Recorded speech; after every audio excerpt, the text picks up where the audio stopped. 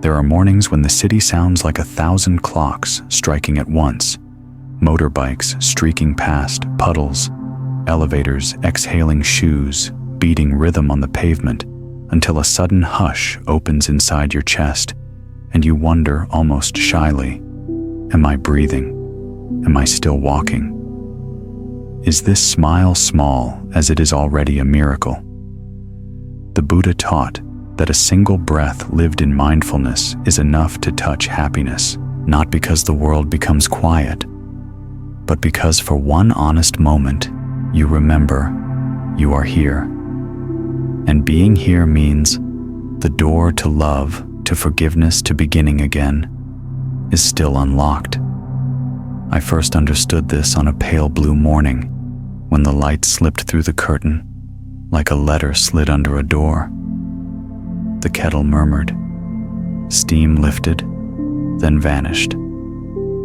I wrapped both hands around the cup and felt warmth move into my palms, as if the day were shaking my hand in greeting. I inhaled, slowly, exhaled, even slower. The mind, so used to sprinting ahead, stood still, long enough to hear the smallest of songs, the hum of the refrigerator, a neighbor's key, turning the soft knock of my own pulse. Gratitude didn't arrive like thunder. It arrived like a shy guest who had always lived here, finally stepping from the hallway into the room. What changed? Not the city, only the lens. Gratitude is an aperture, widen it, and more light gets in. When the aperture narrows, when resentment and hurry take over, the same world looks dim and we blame the lamps. But in the space of a single mindful breath, the ring turns, the room brightens, the heart sees what it has been missing. That day, I walked to work through streets still rinsed by night rain. Beside an office tower, a night janitor in a reflective vest leaned his broom against the wall and hummed a tune that had no words. He had been awake when most of us slept, moving quietly from desk to desk, collecting the day's abandonments, paper cups, crumbs, plans anyone might have forgotten. When I nodded hello, he smiled with an ease you cannot fake and said, "Good morning, friend." Friend, a simple loan of dignity, interest-free.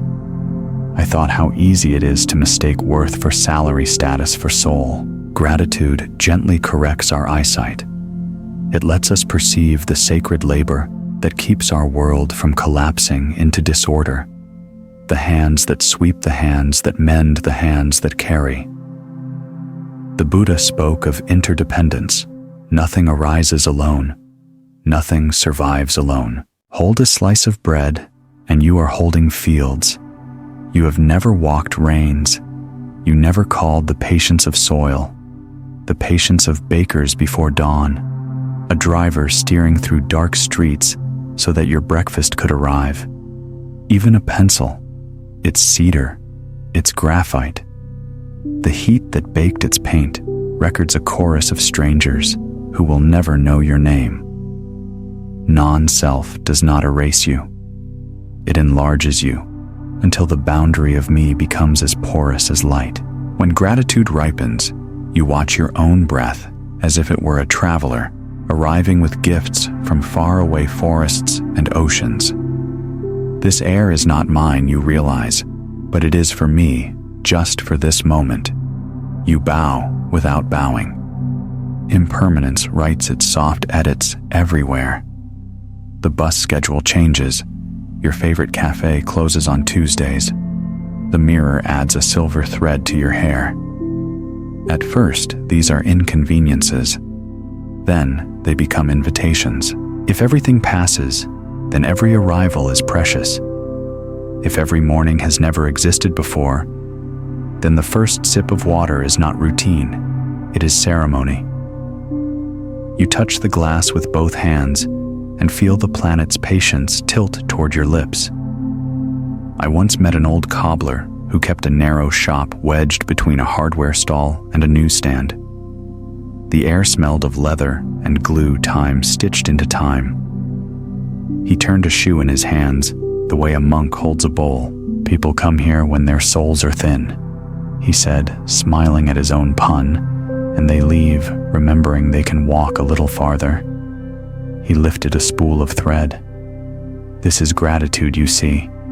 Without it, the seam does not hold. He threaded, the needle pulled, and the pieces drew close. It seemed to me that he was speaking about more than shoes. Thankfulness is what closes the gap between life and our idea of life. It binds what is torn by a day's anxieties. It lets us go on. Gratitude is not anesthesia. It does not deny ache or pretend storms don't storm. The tradition is clear. Suffering is a teacher, not a throne. But as any traveler knows, a narrow path is easier to walk with a light in your pocket. Gratitude is that small lamp. It does not push back the night to the horizon. It simply gives you enough glow to find the next step. When grief knocks, you need not call it enemy. Sit with it. Offer tea. Whisper, "Thank you for reminding me what I love." This is not resignation. It is wisdom dressed as friendliness. In the company of thanks, even sorrow becomes articulate, able to tell you where it hurts and how to help. If mindfulness is a practice of returning gratitude, is the doorway we keep finding on our way back. Here are the simplest of practices, not as commandments, but as keys. Place one hand over the steady drum in your chest. Count 3 breaths. On the third, ask, "What is here that I did not earn?" A name will rise, maybe the laugh of someone who stands in your corner, or the ordinary marvel of ankles that still carry you upstairs. Name it softly. The mind writes its own weather. Your naming is a shift in wind. Choose a threshold as your reminder. For me, it is the cool curve of the doorknob. Each time metal meets palm, I let it be a hinge for attention. I am crossing. I am alive. I can choose kindness on the other side. The day turns on small hinges. Choose yours. Walk 10 mindful steps where you are down a corridor across a room, as if the floor were teaching you to walk. With each step, find a reason for breath, for sight, for coffee, for the janitor's hum, for the cobbler's thread. When you reach 10, you will discover there is no end to the list. You had simply stopped reading it. You may object, but my troubles remain, and you are right. The unpaid bill is still due. The apology you owe still waits. The body is still mortal. Gratitude is not a password. The universe does not barter joy for a thank you. Instead, gratitude refines the instrument that must do the living. Imagine a violin tucked away too long. Its strings slacken. Its voice grows timid. You do not demand a symphony before you tighten the pegs. You tune. Then the same bow across the same strings sings a different truth. Gratitude is tuning. It cannot change the score of your day, but it can change how the day sounds when it passes through you. One evening, as buses sighed and neon stitched the streets, a paramedic stepped out of an ambulance and sat on the curb, lacing her boot. She rubbed her forehead, then looked up and smiled at nothing in particular. "Still here," she murmured. Not triumphant, not crushed, just present like a mountain that refuses to be dramatic. I watched her knot the lace and thought it is a kind of prayer to tie your shoes with care when you know the night will be difficult. Gratitude looks like this more often than it looks like a fireworks display, small, sturdy actions that say, "I value what remains." We think we must feel grateful to practice gratitude. It is the other way around. Practice first, feeling follows like a shadow that had to catch up. When you are too tired to pray, wash a bowl as if it were terracotta brought from your grandmother's kitchen. When you are too angry to bless, hold your tongue like a match you refuse to strike. When you are too sad to stand, sit near a window and let the sky do the talking. In the Buddhist path, wisdom is not a mountain you conquer, but a field you tend daily. Gratitude is the water can. pour where the soil is cracked, especially there. And when the day is over, you can lean your forehead against the window and feel the glass cool your skin. Ask yourself one simple question. What did today rescue that I might have thrown away? Perhaps it was a laugh you almost ignored, a message you could have missed, the first note of a song you hadn't heard since you were a child. The universe is subtle but extravagant. It is always leaving gifts on the low shelf where anyone can reach. If a single breath can be home, then this moment is already a homecoming. You do not have to fix your past to deserve it. You only have to arrive, even if arrive looks like standing barefoot on the tile, even if it looks like washing your face with cold water and remembering whose face it resembles. Your breath is also your mother's breath and her mother's and the pines beyond the ring road. Your smile is borrowed sunlight. Your steps a choreography practiced by ancestors who taught their bodies to keep going. In gratitude, there is no solitaire. The game is always multiplayer. Everywhere invisible hands lift with yours. So take another breath. Let the city be the city. Let the kettle murmur. Feel the warm cup. Somewhere a janitor is humming. Somewhere an old cobbler is threading patience through leather. Somewhere your own heart is lighting a small lamp and setting it in the window. Someone lost may see it, and that someone might be you. This is how our journey begins. A return disguised as a beginning disguised as a breath. There is a river that runs through every human heart. Some call it time, some call it change, but in truth, it is nameless. You wake one morning, step outside, and notice that even the air tastes different, like a memory you can't quite place. The leaves whisper in another language, the same street, the same corner shop, yet something within you has shifted silently, like sand rearranging beneath a calm sea. You try to trace the moment it happened, the first wrinkle, the first goodbye, the first time your laughter sounded older, but the river only smiles and keeps flowing. The Buddha once compared life to a stream. No one can step into the same water twice. The current you felt a moment ago has already gone, carrying pieces of you downstream. Yesterday's worries, last year's ambitions, the laughter of someone who no longer walks beside you. Yet we keep trying to build dams of memory, stacking stones of mine, me, my story, as if permanence were a wall we could defend. But even the wall crumbles, and when it does, the river thanks you for returning. I remember walking along a quiet path beside a real river once. A fisherman was sitting cross-legged, his rod resting against his knee, eyes half closed as if listening to something beneath the surface. I asked if he had caught anything. He smiled without opening his eyes and said, "I'm fishing for myself." I laughed, thinking he was joking, but he added softly, "If I sit long enough, I might catch the man I was," before I began to hurry. Then he lifted his line, reeled in a single leaf, and let it go again. That moment has followed me ever since, an image of gentle futility, but also of peace. The fisherman didn't seek to conquer the river, only to accompany it. He had understood what most of us forget, that peace doesn't come from stilling the water, but from learning to float. Impermanence to an untrained mind feels like theft. We grieve not only for people who leave, but for versions of ourselves that fade quietly in the mirror. The child who once believed the lover, who once trusted the friend, who once promised. But impermanence is also generosity.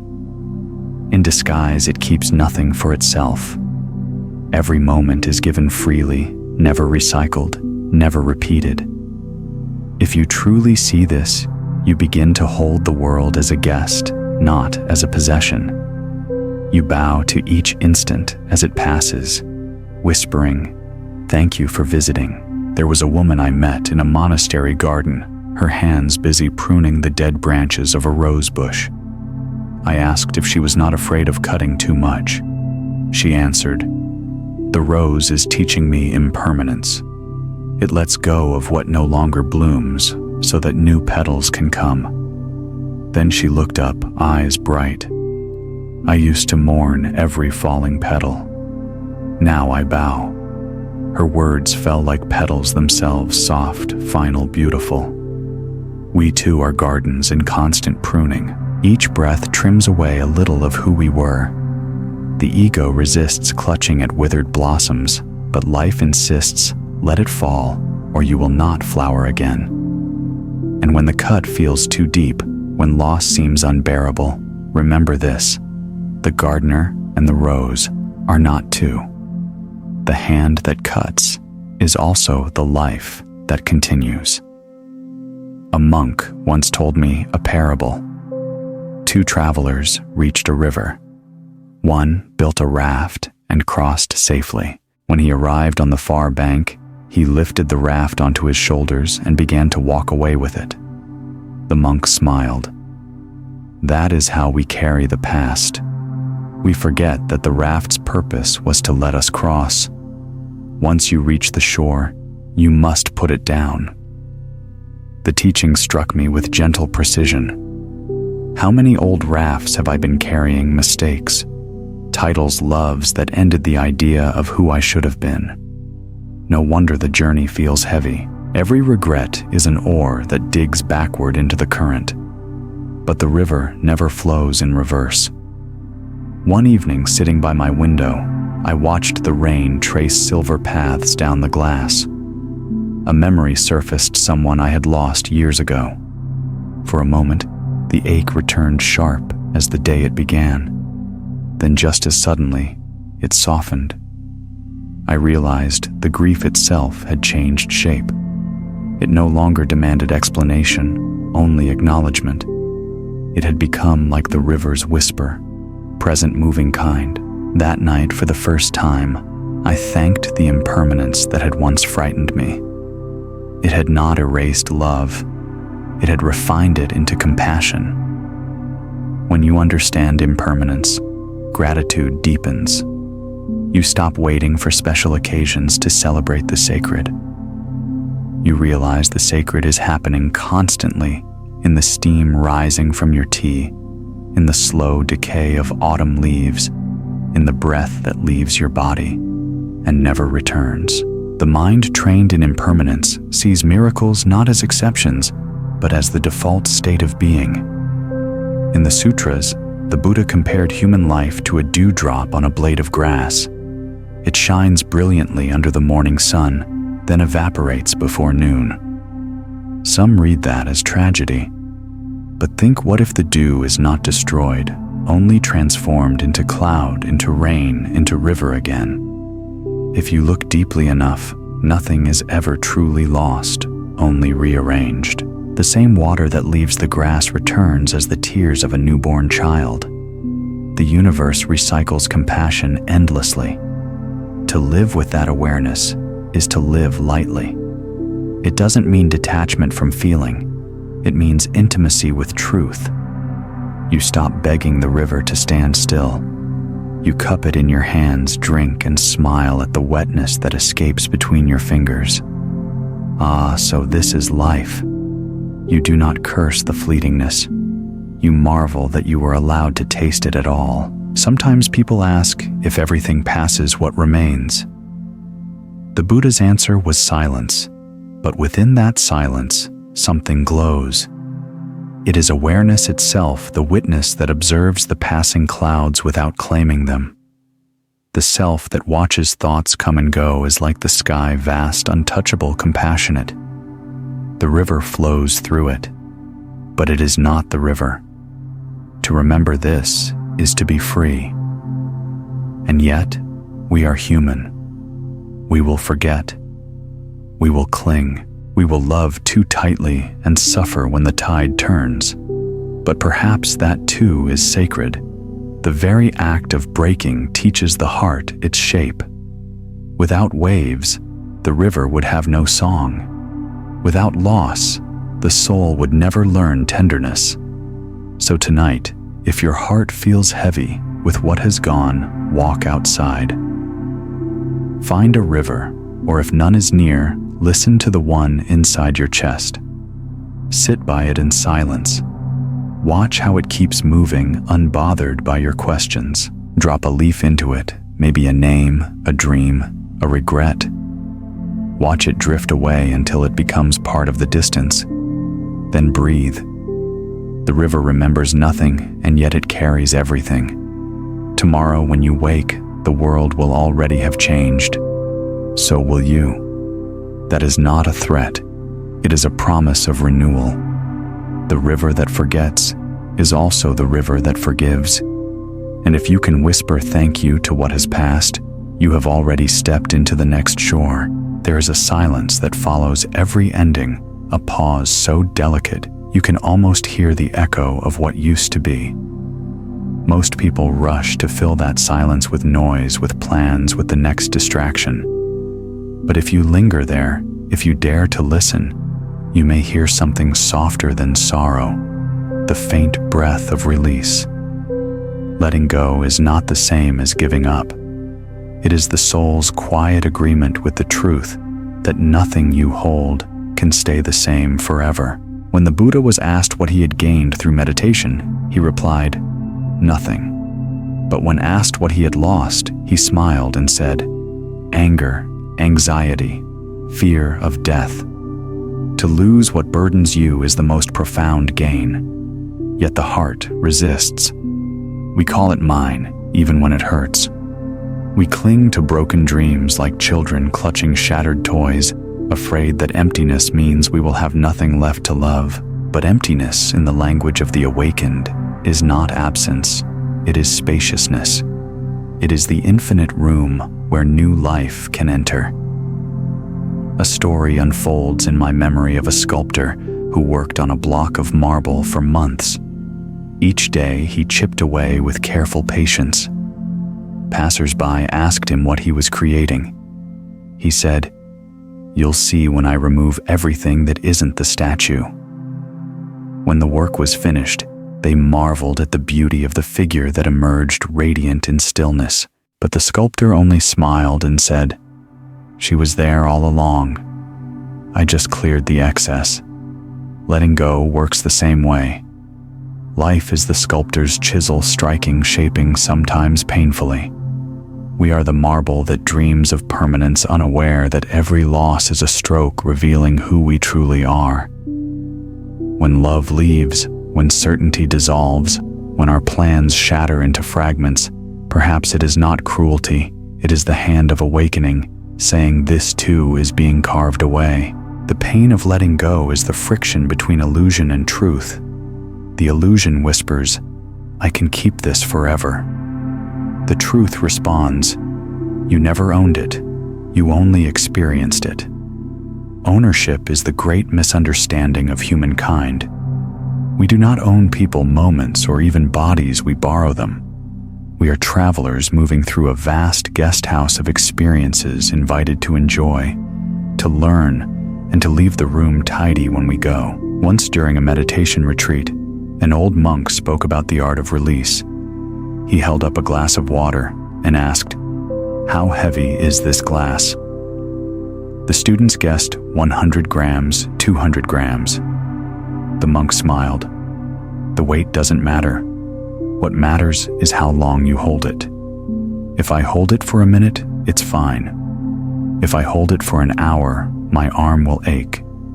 If I hold it for a day, it will feel unbearable. The longer you hold, the heavier it becomes. To let go is simply to put the glass down." His words cut through the air like wind through bamboo, gentle but unstoppable. I saw myself in that glass, holding grudges, worries, memories far past their time. How many sleepless nights had I spent gripping ghosts that no longer cared to stay? The Buddha's teaching is mercifully simple. What you cling to clings to you. Release it, and both are free. There was a man who carried a heavy stone wherever he went. He said it reminded him of his suffering and kept him humble. One day, a stranger asked, "Why not set it down?" The man replied, "Then I wouldn't know who I am." The stranger laughed softly. Perhaps that's exactly what you need to find out. When the man finally laid the stone by the roadside, he discovered that his hands were still trembling, not from loss, but from unfamiliar lightness. We all carry our own stones: guilt, regret, pride, identity. We mistake their weight for purpose. But enlightenment in its simplest form is the moment you realize you can walk without them. The absence of burden is not emptiness, it is freedom.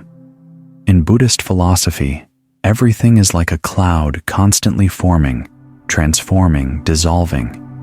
Clouds do not fight the wind, they travel with it. When you cling, you stand against the wind. When you release, you dance. The greatest compassion you can offer yourself is to stop resisting impermanence. When you allow life to change without labeling it loss, you discover the serenity that all masters speak of, a peace not dependent on possession, a joy untouched by endings. Once while traveling through a mountain village, I saw a group of children playing with paper boats in a stream. Each child had folded a boat and whispered their name into it before placing it on the water. The boats drifted away, some tipping over, some vanishing around the bend. One girl, maybe 6 years old, clapped her hands and said, "Look, mine is gone, it's going to the sea." Her joy was pure, without attachment. I thought that is wisdom in its most innocent form, to let your creation go and still smile at its journey. But adulthood teaches us to mourn what leaves.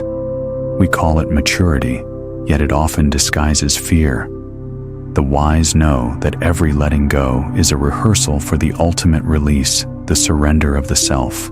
The moment you learn to say goodbye with love instead of resistance, you begin to understand death, not as annihilation, but as continuation.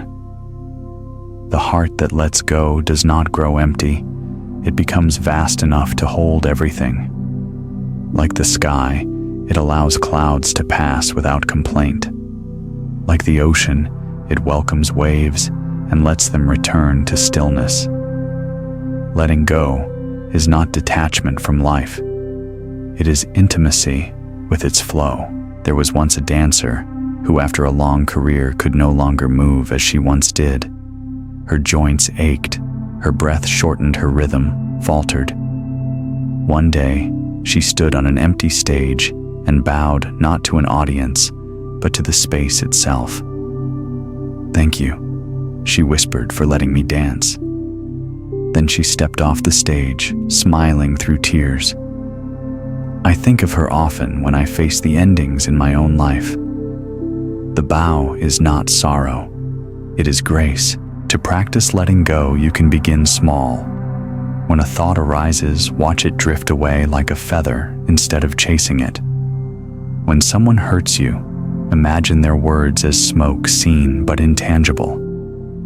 When joy visits, enjoy it fully. But when it leaves, don't run after it. Each act of release polishes the mirror of your awareness. You begin to see that nothing you release truly disappears. It transforms. Anger becomes understanding. Pain becomes wisdom. Love, once released, becomes the fragrance that lingers long after the flower has fallen. Tonight, before you sleep, open your hands. Feel the space between your fingers, the soft pulse that moves through them. Whisper to the darkness, "I release what is not mine to carry." You may not feel lighter immediately, but the act itself plants a seed. Tomorrow, when sunlight returns, it will find that seed and call it upward. That is how liberation begins, not in grand gestures, but in small moments of honesty. The Buddha's final teaching before his passing was simple. All compounded things are impermanent. Strive diligently. Many have interpreted that as a warning, I see it as a blessing. It means we are not trapped. Nothing we cling to can imprison us unless we refuse to open the door. So open it gently. Step through. Leave behind what no longer serves you, not with bitterness, but with a bow. The universe, like a kind host, will thank you for freeing up the space. And perhaps somewhere down the path you'll meet what you once lost, changed softer, ready to walk beside you again. Letting go is not an end. It is the beginning of walking freely. Somewhere in the stillness between two breaths, compassion begins. Not as a thunderclap or revelation, but as a quiet trembling in the chest, the sudden recognition that another's pain is not separate from your own. Before you can name it, before you can explain it, the heart opens just a little, and something soft and luminous spills out. This is the seed of compassion, the most fragile yet most indestructible force in the universe. The Buddha once said that compassion and wisdom are like the two wings of a bird, neither can fly without the other. Wisdom sees things as they are. Compassion feels them as they are. Together, they make flight possible. Without compassion, wisdom turns cold, sharp as glass, but lifeless. Without wisdom, compassion burns itself out like a candle in the wind. But when the two dance together, they become a flame that illuminates without consuming. I remember once walking through a crowded market on a humid afternoon. The air smelled of mango rain and exhaust. A street vendor, old and thin, was struggling to lift a heavy basket of fruit. People passed him by, absorbed in their own errands. Then a boy, no older than 10, stopped, set down his backpack, and helped him lift the basket onto the cart. The vendor smiled, touched the boy's head, and the two went their separate ways. It was nothing, a gesture that lasted 10 seconds. But for the rest of that day, I couldn't stop thinking about it. Compassion, I realized, is contagious in ways anger could never be. It multiplies in silence, moves through strangers like sunlight through leaves, touching everything without asking for permission. True compassion is not pity. Pity looks down. Compassion looks across. Pity says, "Poor you." Compassion whispers, "We are the same." It does not ask whether someone deserves kindness. It offers it anyway. In the sutras, there is a story of a monk who stopped to tend a wounded dog, cleaning its wound while others walked away. When questioned why he wasted time on an animal, he answered, "If I cannot bow to this pain, how will I ever bow to my own?" Compassion doesn't discriminate. It recognizes the shared breath of all beings. Yet compassion is not always gentle. Sometimes it takes the shape of courage, the courage to tell the truth, to hold a friend accountable, to forgive someone who never apologized. The heart's tenderness and its strength are not opposites. They are the same power seen from different sides. To love deeply is to be brave enough to be broken again and again, and to keep loving anyway. In the practice of mindfulness, compassion begins with yourself. You cannot pour from an empty bowl. Too often we speak to ourselves with a cruelty we would never direct toward another soul.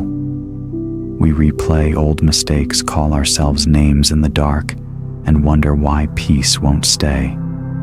The Buddha's teachings remind us, until you hold your own suffering with kindness, you will keep wounding the world.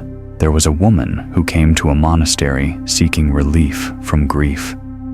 Her son had died, and no words could reach her. The abbot gave her a single candle and said, "Light this for every mother who has lost a child." She returned the next day with hundreds of candles lit. In the act of recognizing others' sorrow, her own pain became bearable. Compassion doesn't erase suffering, it makes it shareable. And shared suffering, when held with gentleness, begins to heal. In the garden of the awakened heart, Compassion is the water that allows wisdom to bloom. But like any water, it must flow. When we hoard it, when we offer kindness only to those we love, it stagnates. True compassion is not selective. It flows toward both the thorn and the rose. It embraces even those who cause harm, not by excusing them, but by understanding the blindness of their pain. To see the world through compassionate eyes is to realize that cruelty is not strength. It is confusion, crying for help. Imagine the world as a vast field of beings, each carrying invisible wounds. Some hide them beneath anger, others beneath pride or indifference. If you could see those wounds even for a second, you would not hate anyone. You would only wish for them to awaken. Compassion is that vision. It pierces the armor of judgment and sees the trembling child within every warrior. One evening, I was walking home when I saw an elderly man feeding stray cats behind an abandoned building. The light was dim, his movements slow but careful. He placed small portions of rice on paper plates, whispering to each cat as if speaking to old friends. He noticed me watching and smiled shyly. "They were here before me," he said, "so I owe them rent." His humor made me laugh, but his words stayed. Compassion is not grand or dramatic. It's the small, consistent act of caring for what the world forgets. The Buddha taught that compassion is the natural expression of understanding. When you see that all beings are bound by the same impermanence, the same longing to be free from pain, compassion arises effortlessly. It is like a spring in the earth. Cover it, ignore it. But eventually, it finds a crack and flows. The purpose of meditation, of mindfulness, of all spiritual practice, is to clear the debris that blocks that spring. To cultivate compassion, begin as the Buddha advised with loving kindness meditation. Sit quietly and breathe. Bring to mind someone you love easily. Whisper inwardly, "May you be safe. May you be happy. May you be free." Feel the warmth of that wish. Then extend it little by little to a friend, to a stranger, to someone difficult to all beings. At first it may feel mechanical, but over time the boundaries dissolve. The warmth no longer needs a name or a face. It simply radiates. Compassion is not about fixing the world. It is about being present with it. Sometimes the most profound act of love is simply to listen, to stand beside someone's suffering without rushing to repair it. The lotus does not clean the mud, it blooms from it. In the same way, compassion does not escape pain, it transforms it into beauty. When storms of anger rise within you, remember the seed. Every harsh word, every grudge, every judgment is just soil waiting to be turned. The seed of compassion sleeps beneath it, patient, ready. With awareness, you can water it.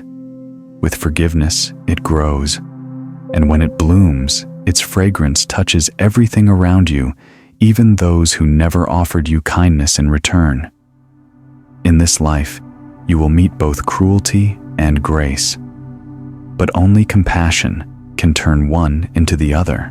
When you respond to hatred with hatred, you become its echo.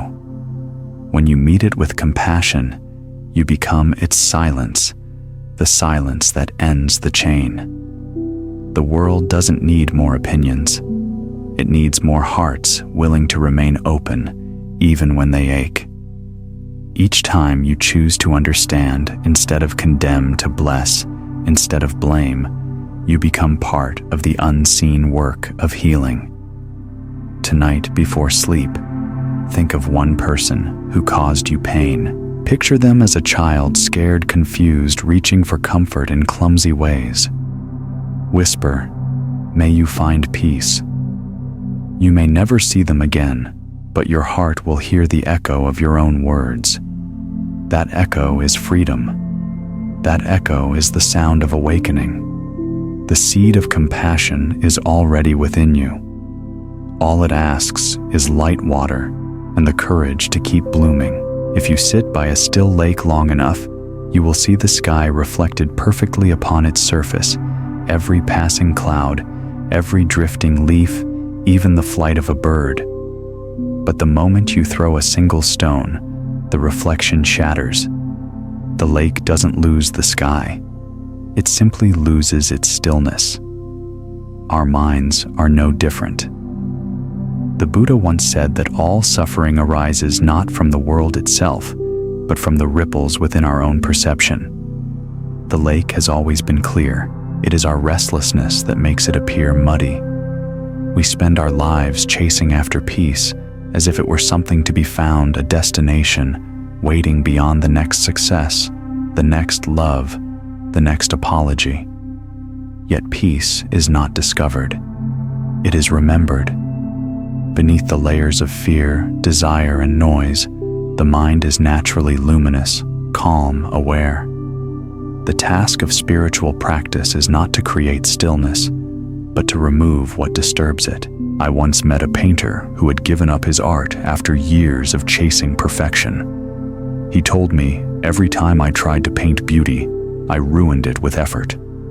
One day, exhausted, he simply sat before an empty canvas and watched the light fall across it. Hours passed. Then without thought, his hand began to move. What emerged was not flawless, but alive. I stopped trying to paint beauty, he said. I just stopped disturbing it. That is the secret of the mind. When you cease trying to control it, it reveals its own artistry. The mind untamed is like a monkey leaping from branch to branch, grabbing a memory, a worry, a desire, never pausing to breathe. We try to silence it with force, but that only agitates it more. The Buddha compared it instead to training an elephant, not with punishment, but with patience and gentle repetition. Each time the mind wanders, you guide it back. Here stay. Over time, the elephant learns to trust its keeper. It learns the joy of stillness. Meditation is the art of befriending that restless creature. At first, you may sit in silence and feel nothing but chaos, old fears resurfacing, future anxieties whispering their familiar songs. But if you stay, if you breathe without judgment, a subtle miracle occurs. The thoughts still come, but they lose their authority. You realize you are not the noise, you are the space in which the noise arises and fades. The sky does not resent the storm. It simply allows it to pass. Once while meditating in a forest monastery, I heard the wind rise suddenly among the bamboo. The stalks swayed and knocked against each other, producing a deep, resonant sound, something between a sigh and a prayer. A monk sitting nearby opened his eyes and smiled. "Do you hear that?" he asked. That's the mind when it meets truth, no longer fighting the wind, just singing with it. The mirror of the mind reflects whatever stands before it. When anger arises, the mirror does not become anger. It merely shows anger's face. When love arises, it shows love. But we make the mistake of thinking we are the reflection. We forget that the mirror itself is never stained by what it shows. To see this clearly is liberation. You are not your sadness. You are not your fear. You are the awareness that sees them come and go like clouds drifting across the endless blue. In the modern world, our mirrors are crowded with distractions, screens, opinions, noise. We polish our reflections constantly, hoping to appear better, wiser, happier. Yet the more we polish the surface, the more distorted the image becomes. True clarity comes not from polishing, but from putting the mirror down. Sit quietly. Close your eyes. Ask, who is the one watching all this? If you listen carefully, you may hear the mind answer, not with words, but with silence. There was once a young monk who complained that his mind was full of thoughts during meditation. "Master," he said, "I cannot stop thinking." The master replied, "Then stop trying to stop." The monk looked confused. "But how can I meditate?" The master pointed to a stream outside and said, "Do you see that water? It never stops flowing yet. It never leaves its nature. Let your thoughts flow like that. Don't build a dam. Build awareness.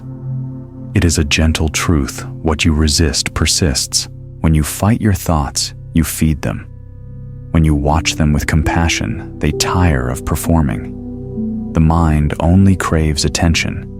Once it is seen without judgment, it rests. In one sutra, the Buddha likened the mind to a mirror covered in dust. The dust is greed, hatred, and delusion.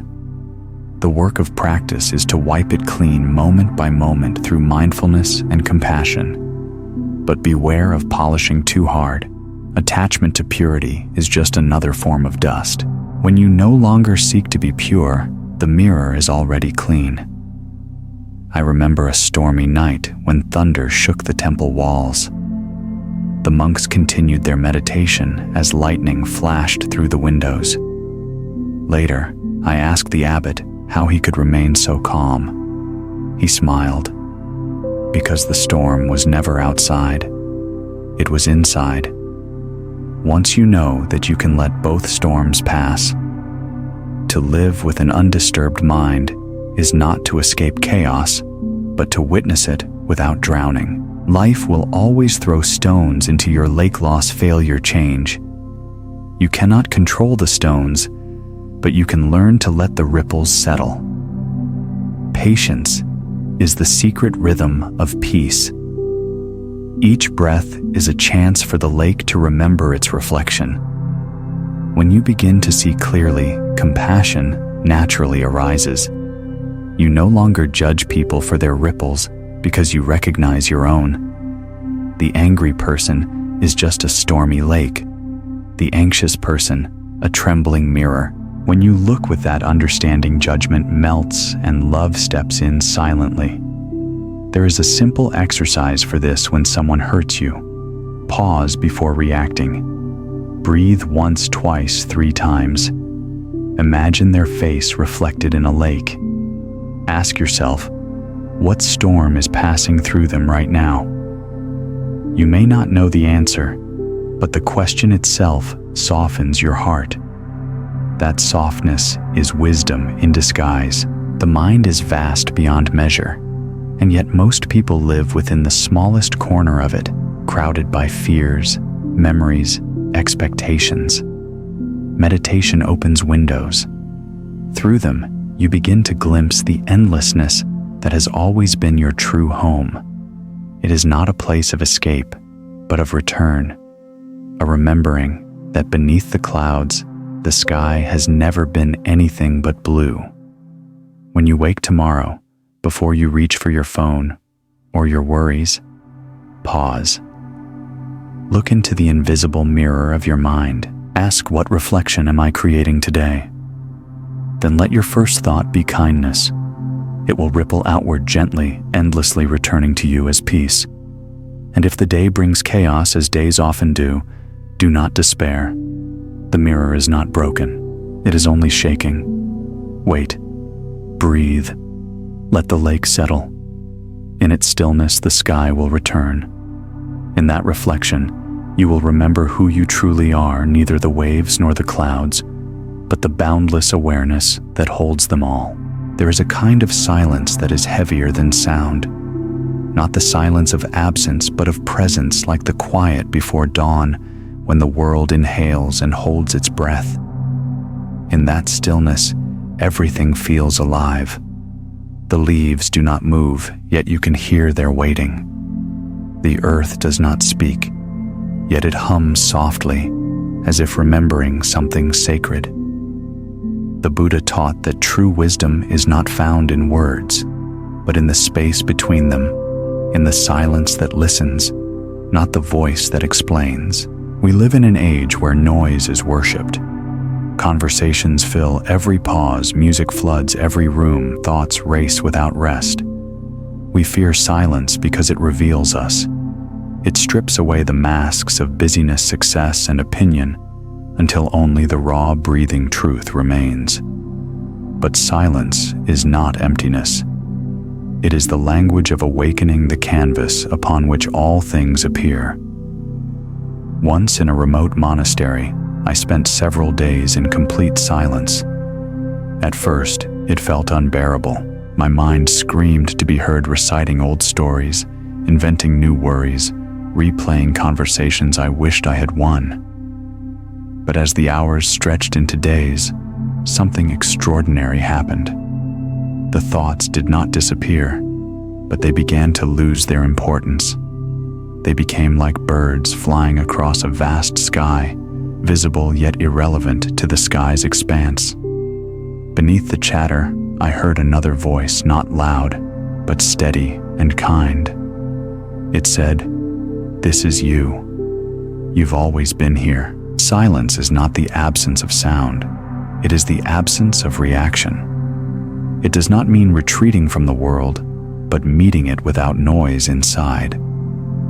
The Buddha called this state noble silence, a silence not of withdrawal, but of clarity. When you are silent within words spoken by others, no longer wound. They simply pass through like wind through grass. There was once a teacher who gave a sermon without saying a single word.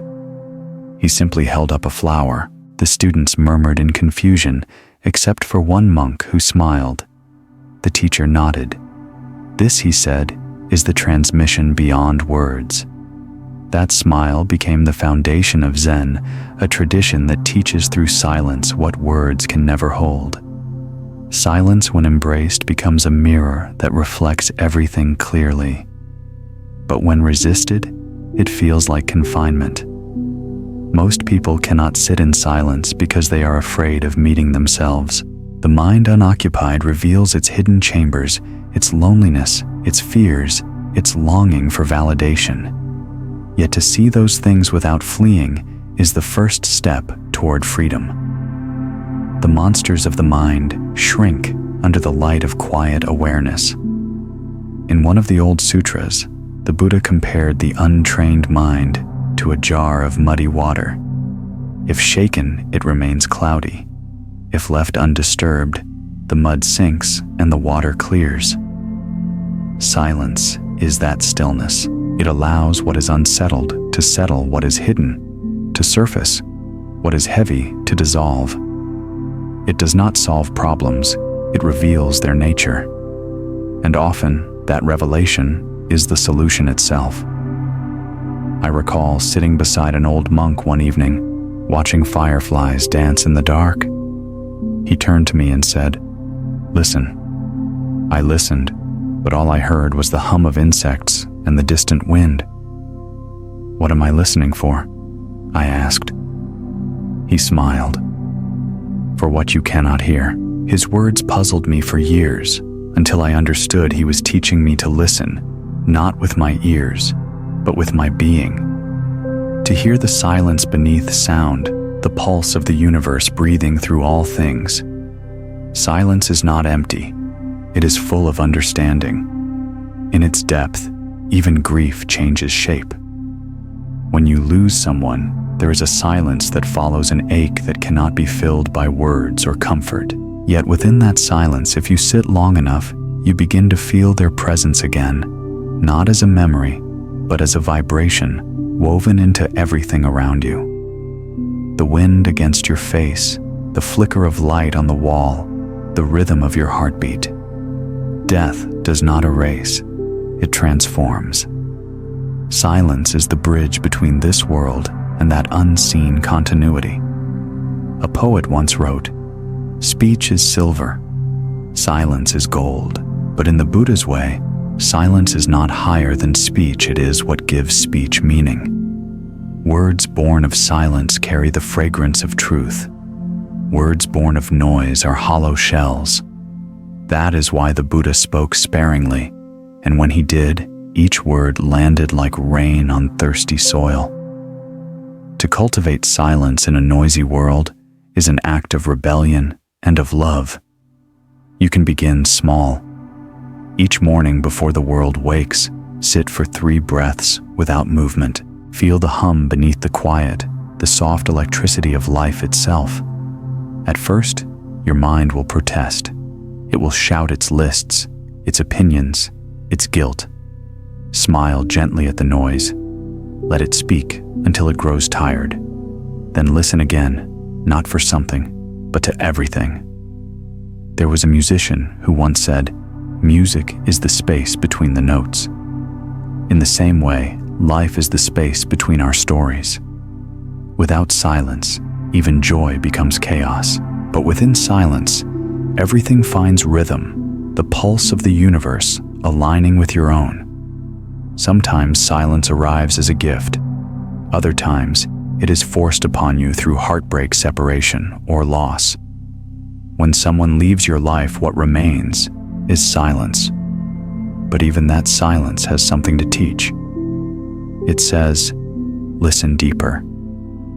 Love remains, though words have gone. In moments of deep quiet, you may notice something astonishing. The boundary between you and the world begins to dissolve. The hum of the refrigerator, the whisper of wind, the beating of your own heart, they merge into one continuous note. The universe is not speaking to you. It is you speaking to itself. The listener and the listened to are not two. The great masters say that enlightenment is not the acquisition of knowledge, but the disappearance of noise. When all arguments, all defenses, all desires fall silent, what remains is awareness, vast, compassionate, unshakable. The silence of the awakened is not cold detachment. It is infinite tenderness. It is the still lake reflecting the suffering of the world, yet never drowning in it. So if the world feels loud tonight, let it. Turn off the lights, sit in the dark, and let the silence unfold around you like a cloak. Do not chase it. Do not fear it. Let it enter your bones. Somewhere within that quiet, the Buddha still whispers, "Be still and know. What you seek is already here." In every human life, there comes a moment when light no longer feels pure, when the heart is forced to look into the darker corners it has long avoided.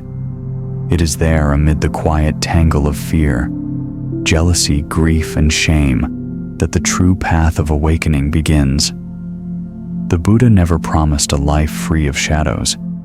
He only showed how to walk through them with eyes open, hands steady, and compassion intact. For it is in meeting the shadow that the light learns its strength. Once during a retreat in the mountains, I watched the sun set behind a line of pines. The long shadows stretched across the ground, like living things.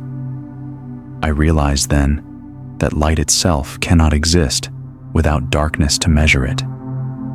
To reject one is to reject the other. The enlightened mind is not one that destroys darkness, but one that understands its necessity. We are taught to fear our shadows, to hide our anger, deny our envy, silence our grief. But the more we resist them, the more power they gain.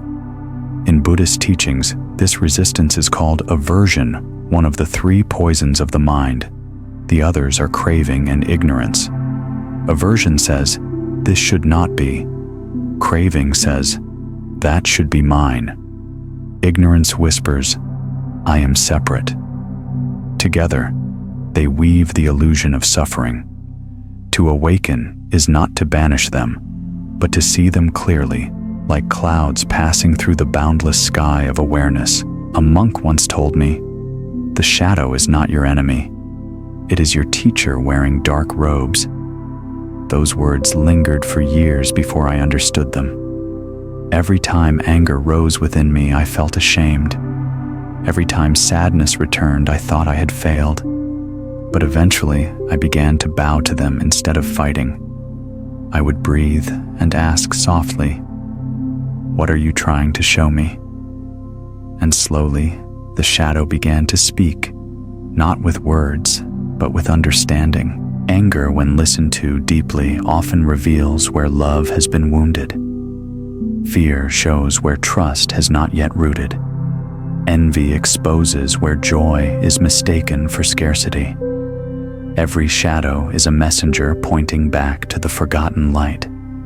When we meet them with awareness, they dissolve into their original form, energy raw and pure, waiting to be freed from judgment.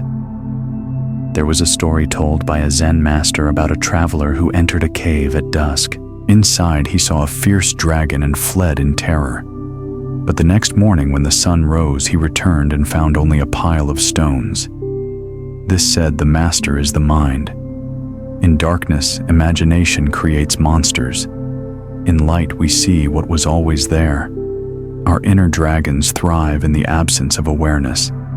They are not real in themselves. They are real only as long as we refuse to look. When we shine the lamp of mindfulness into the cave, the dragons become stones, and the stones become teachers. The Buddha himself faced Mara, the embodiment of temptation, fear, and doubt on the night of his enlightenment. Mara whispered, "You are unworthy. You are alone. You will fail." And the Buddha, sitting beneath the Bodhi tree, did not run or fight. He simply touched the earth and said, "I am here." In that simple gesture lay the essence of awakening the courage to remain present, even in the presence of fear. The earth itself bore witness, and Mara disappeared like smoke in the wind. The dance of shadow and light continues in all of us. Some days light leads, other days shadow. Wisdom lies in realizing that both are steps of the same dance. The lotus blooms in muddy water precisely because of the mud. It transforms impurity into beauty. In the same way, your suffering can become your greatest offering if you meet it with compassion. I once met a woman who had lost everything: her home, her work, her family. She lived in a small room behind a temple, tending to a garden no one else cared for. One afternoon, I asked her how she survived so much loss. She smiled gently and said, "I watered my grief until it became a garden." Around her, flowers grew in riotous color. Each bloom, she told me, represented a sorrow she had learned to love. The secret, she said, is not to fight the darkness, but to plant something in it. That is the path of transformation. The mind that refuses pain becomes hard like a rock. The mind that accepts it becomes fertile like soil. In that soil, compassion grows. The more suffering you understand, the more impossible it becomes to harm another being. When you have tasted darkness, you recognize its flavor in others, and instead of judging you, reach out your hand. In the modern world, we are taught to curate our light and hide our shadows. But authenticity is not perfection. It is wholeness. To live truthfully is to carry both lantern and night within you. When you stop dividing yourself into good and bad, pure and impure, you begin to feel an immense relief, the relief of simply being human. The practice of meeting your shadow begins small. When a difficult emotion arises, do not suppress it. Instead, pause. Breathe into the sensation, not the story. Ask yourself, where in my body does this live? What is it asking for? Then listen, not with the mind's impatience, but with the heart's patience. Every emotion wants the same thing: to be seen, to be allowed to exist. When it feels safe, it softens. Over time, you will notice that your shadow becomes less frightening. It begins to guide you, revealing hidden strengths. Anger transforms into clarity. Sadness deepens into compassion. Fear ripens into courage. You stop fighting with yourself, and harmony quietly returns. There is a saying in the Tibetan teachings, "No mud, no lotus." But the lotus does not despise the mud, it thanks it. It knows that beauty without struggle is shallow, that purity without contact is lifeless. so too should we thank our suffering for refining us. Each shadow we face brings us closer to the truth that cannot be destroyed. One evening, as dusk fell over the monastery, a young novice approached his teacher and asked, "Master, how do I overcome my darkness?" The master smiled and lit a small lamp. "You don't overcome it," he said. "You illuminate it." That night, the novice carried the lamp to his room, where he sat watching its flickering light cast shadows on the wall. The more the flame trembled, the more the shadows danced, and suddenly he understood. The light and the dark were never fighting. They were simply performing together, creating a beauty neither could achieve alone. And so perhaps this is the truth. We are not here to destroy our darkness, but to make art with it, to dance, to breathe, to live in harmony with what we once feared. Tomorrow, when the shadows lengthen again, do not hide. Step into them softly. Whisper, "I see you. Let's walk together." That whisper is the beginning of freedom. That is the sound of light learning how to love the dark. Somewhere deep within every person lies a small lake of still water. It does not speak, yet it listens. It does not move, yet it reflects everything. The Buddha once said, "Peace comes from within. Do not seek it without." For most of us, that lake has long been disturbed by ambition, by fear, by the constant ripples of the world. Yet beneath even the stormiest surface, stillness waits patiently. It does not demand, it simply remains. We live as if running were survival, always going somewhere toward goals, away from pain, chasing happiness, fleeing time. We build our lives around motion, and yet every motion is a search for rest. Stillness is not inaction. It is the root of all meaningful action. Like a bow drawn in silence before an arrow flies, all true creation begins in quiet. I once met a monk who spent years meditating beside a mountain spring. When I asked what he had learned, he said, "At first, I heard the sound of water. Then I heard my thoughts echoing within it. Then I heard neither the sound was me." His words startled me. The sound was me. He didn't mean it in the poetic sense. He meant that the boundary between hearing and being had dissolved. The water was no longer an object to listen to, it had become the expression of awareness itself. That is what stillness reveals, the unity between the seer and the seen. To find stillness does not mean escaping the noise of the world. It means learning to rest amid it. The ocean does not fear waves. Its depth is unaffected by their movement. The mind, when anchored in awareness, can watch emotions rise and fall without drowning in them. When anger surges, you breathe. When joy arrives, you breathe. When sorrow lingers, you breathe again. The breath is the paddle that keeps you balanced upon life's river. There is a story told among the elders of a small Thai monastery. A young monk complained that every time he sat to meditate, his mind filled with noise, the croak of frogs, the buzz of insects, the rustle of leaves. "I cannot find peace," he said. The master smiled and told him to meditate beside a waterfall. The next morning, after hours of listening to the roar, the monk returned, frustrated. "Master, it was even worse. I could hear nothing but water crashing." The master said gently, "Good. Now go back until you no longer hear the waterfall." Days later, the monk returned with tears in his eyes. "It happened," he whispered. "The waterfall disappeared." The master smiled. "It was never the sound that disturbed you, only the one who wanted it quiet." Stillness is not achieved by controlling life's volume. It is found when the listener dissolves into listening. When there is no one left to be disturbed, disturbance itself loses meaning. Yet stillness is not always easy. It requires courage, the courage to stop running, to stop filling every pause with movement.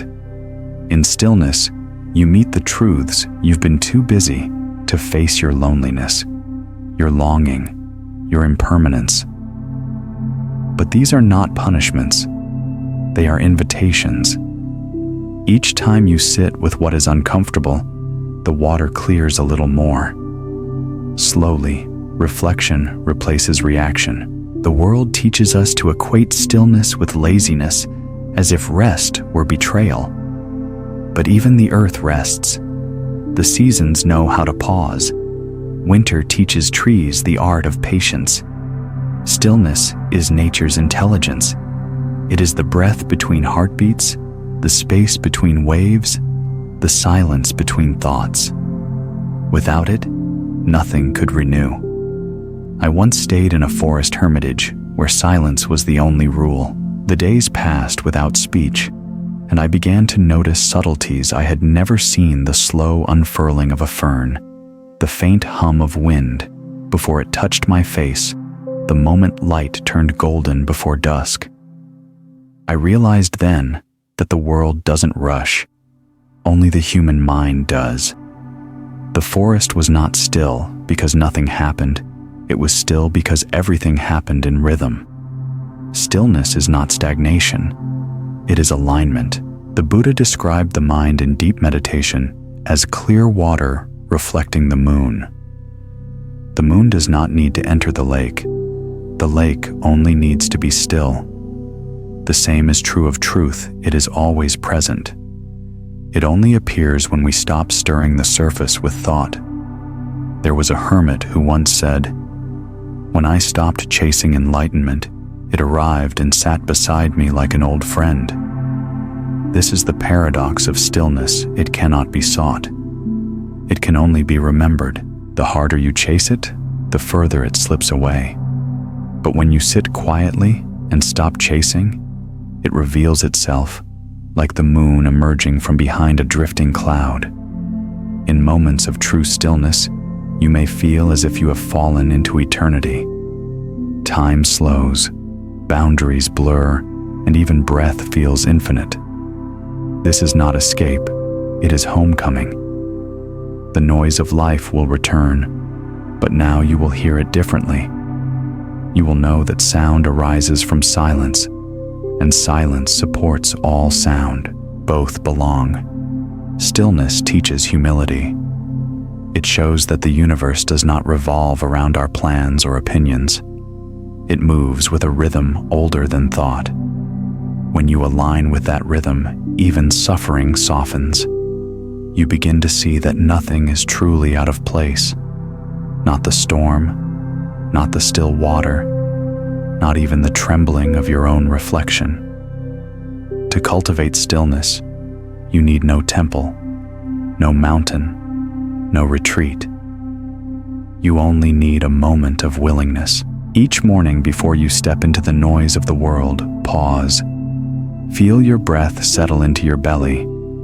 Let your thoughts drift by like boats on the lake. If one catches your attention, smile at it and let it float on. You are the water, not the boats. And when you feel chaos rising during the day, return again.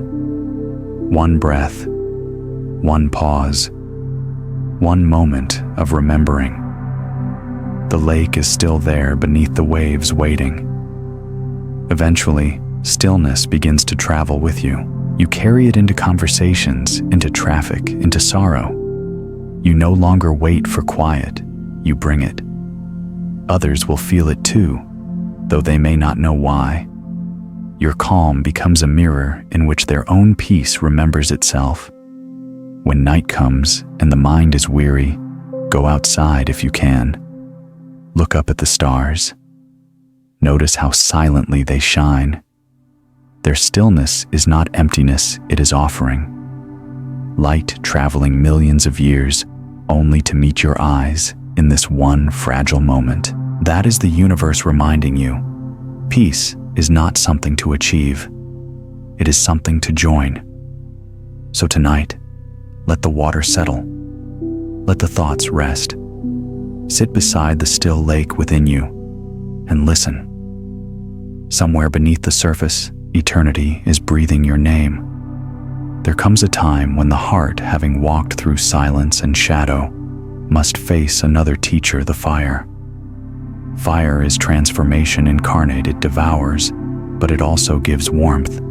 It destroys, but it also illuminates.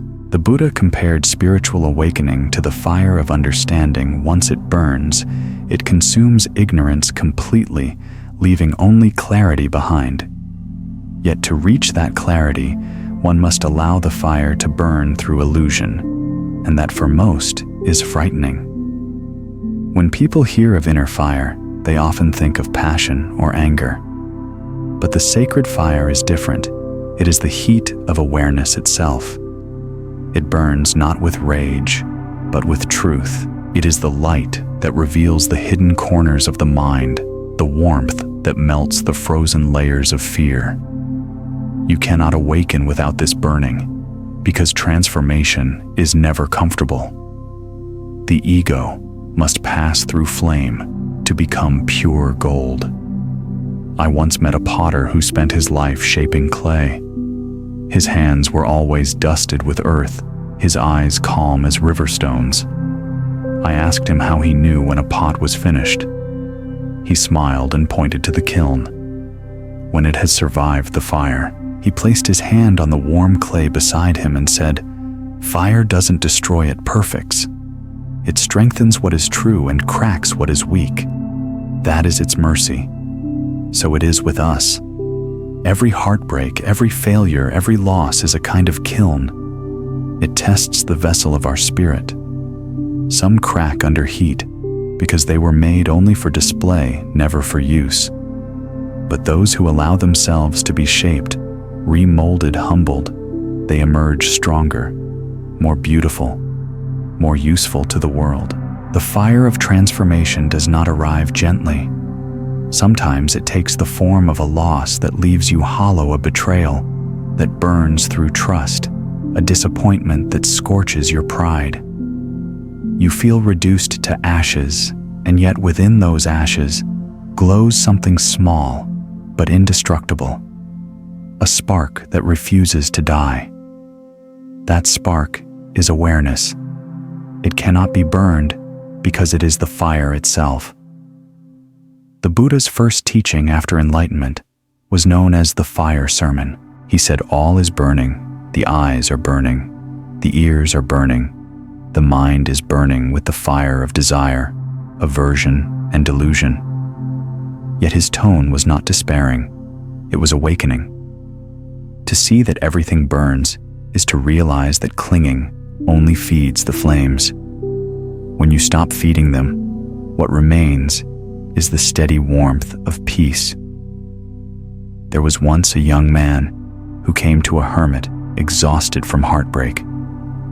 "My love has left me," he said, "and I feel as if I've been set on fire." The hermit nodded. "Then let it burn." The man looked horrified.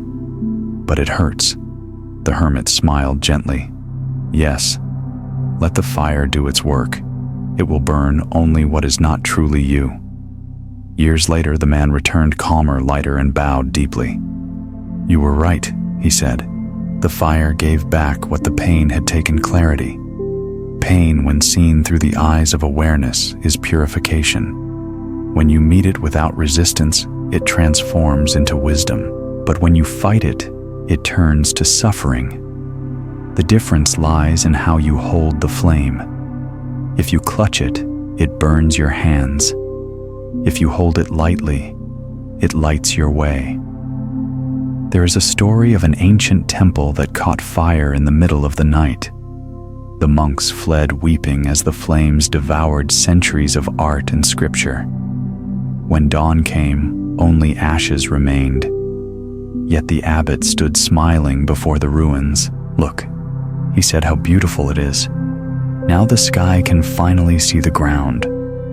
That is the nature of fire. It strips away everything that blocks the light.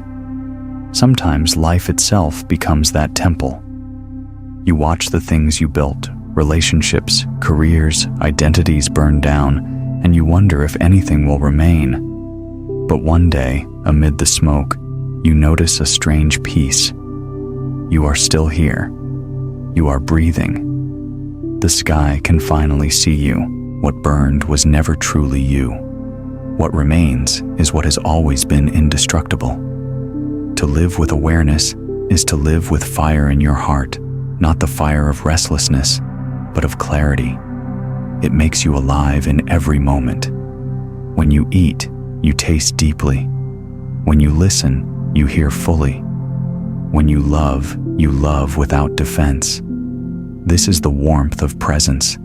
It consumes distraction and leaves only essence. But fire must be tended carefully. Too little, and life grows cold and dull. Too much, and you are consumed by your own intensity. The middle way, the Buddha's eternal teaching, is learning to balance heat and stillness action, and rest effort and surrender. Fire must burn with wisdom, not with craving. In meditation, you can feel this fire as a subtle heat rising from within, a quiet radiance expanding through the body. It is not a fever of thought, but the energy of awareness awakening to itself. The scriptures call it tapas, the inner heat of purification. It is born of patience, discipline, and devotion, the willingness to sit in the flame without escape. I once visited a forest where a lightning strike had set the ground ablaze months earlier. The air still smelled faintly of smoke, but among the charred trees, green shoots were already rising. Fire had not ended the forest, it had renewed it. Seeds that could not sprout in shade had been released by heat. Life knew how to begin again. Watching this, I understood. Enlightenment is not escape from burning. It is trusting that renewal follows. When your life feels like fire, remember the forest. Remember that destruction and creation are not opposites. They are the same dance, different steps. What you lose clears space for what you truly are. What burns away reveals the ground beneath the ground of being that cannot be harmed. To practice the way of fire, do not fear discomfort. When emotions flare, do not run. Sit with them as you would sit beside a bonfire. Watch their shapes. Feel their heat. Ask them what they need to teach you. Every emotion, however fierce, will eventually turn to ash. And in those ashes, you will find something soft and glowing understanding. Tonight, light a candle. Watch the flame. Notice how it flickers, yet never doubts its purpose. It gives without asking, burns without fear, and when its time is done, it leaves behind light. Be like that flame. Burn brightly but gently. Illuminate but do not consume. And when all else seems to turn to ash, remember the fire within you does not die. It transforms. It waits for the wind of wisdom to rise again. For beneath every ash there is always a quiet ember, eternal patient ready to shine once more. There is a space so small, so ordinary, that most people overlook it entirely, the space between an inhale and an exhale. And yet, it is in this fragile, invisible bridge that all of life is sustained. The Buddha once said that awareness of breath is awareness of life itself. Breath is the thread that binds body and mind, the silent rhythm that unites the seen and the unseen. To return to the breath is to return home. We breathe thousands of times each day, mostly without knowing it. Breath happens whether we are aware or not, an ancient promise whispered into our bodies before memory began. It has carried us through laughter and fear, through birth and grief, through every moment we have ever lived. But to live mindfully is to begin to hear it again, to recognize it not as background noise, but as the voice of the universe speaking softly through us. When you become aware of your breath, the world begins to slow. You notice the pause before thought, the quiet space before emotion, the gentle rhythm beneath chaos. The mind, once scattered like leaves in the wind, starts to settle. Breath is the bridge across that restless current. It connects the island of thought to the mainland of presence. I once met a doctor who worked in an emergency ward. The work was relentless alarms, shouting exhaustion. I asked how he managed to stay calm amid so much suffering. He smiled and said, "I breathe 3 times before I act. The first breath reminds me I am alive. The second reminds me they are alive. The third tells me what to do." In that simple practice lay a profound wisdom awareness before reaction, compassion before control. In Buddhism, the breath is not just a biological act, it is meditation itself. Anapanasati, the mindfulness of breathing, is the foundation of all insight. The Buddha taught that observing the breath with awareness leads to understanding impermanence, non-self, and peace. When you breathe in with mindfulness, you are aware that the breath has arisen. When you breathe out, you are aware that it has passed. Each cycle mirrors the rhythm of the universe, arising, existing, dissolving, arising again. Once during a retreat, I sat beside an old nun who had practiced for over 50 years. Her posture was still as a statue, but her breath was like a gentle tide. I asked what she focused on when she meditated. She smiled faintly and said, "I listen to the space between breaths. That is where the Buddha lives." I didn't understand then, but over time I began to see her meaning. The space between breaths is not empty, it is infinite. It is the gap through which awareness itself looks back at you. The breath is the perfect teacher because it cannot be grasped. Try to hold it and it vanishes. Try to control it too tightly and it rebels. Only when you surrender to its rhythm does it reveal its truth, that everything including you is in constant motion, rising and falling in harmony with all things. The breath teaches impermanence without words. There was a fisherman who once asked a monk how to meditate while working. "I must keep my hands moving," he said. The monk replied, "Then let your breath do the stillness for you." The fisherman began to notice his breathing as he cast his nets, inhale, as he threw, exhale as he pulled. Over time, his labor became prayer. His work did not change, but his heart did. Awareness had turned the ordinary into sacred rhythm. In truth, every breath is an opportunity for rebirth. The old self exhales, the new self inhales.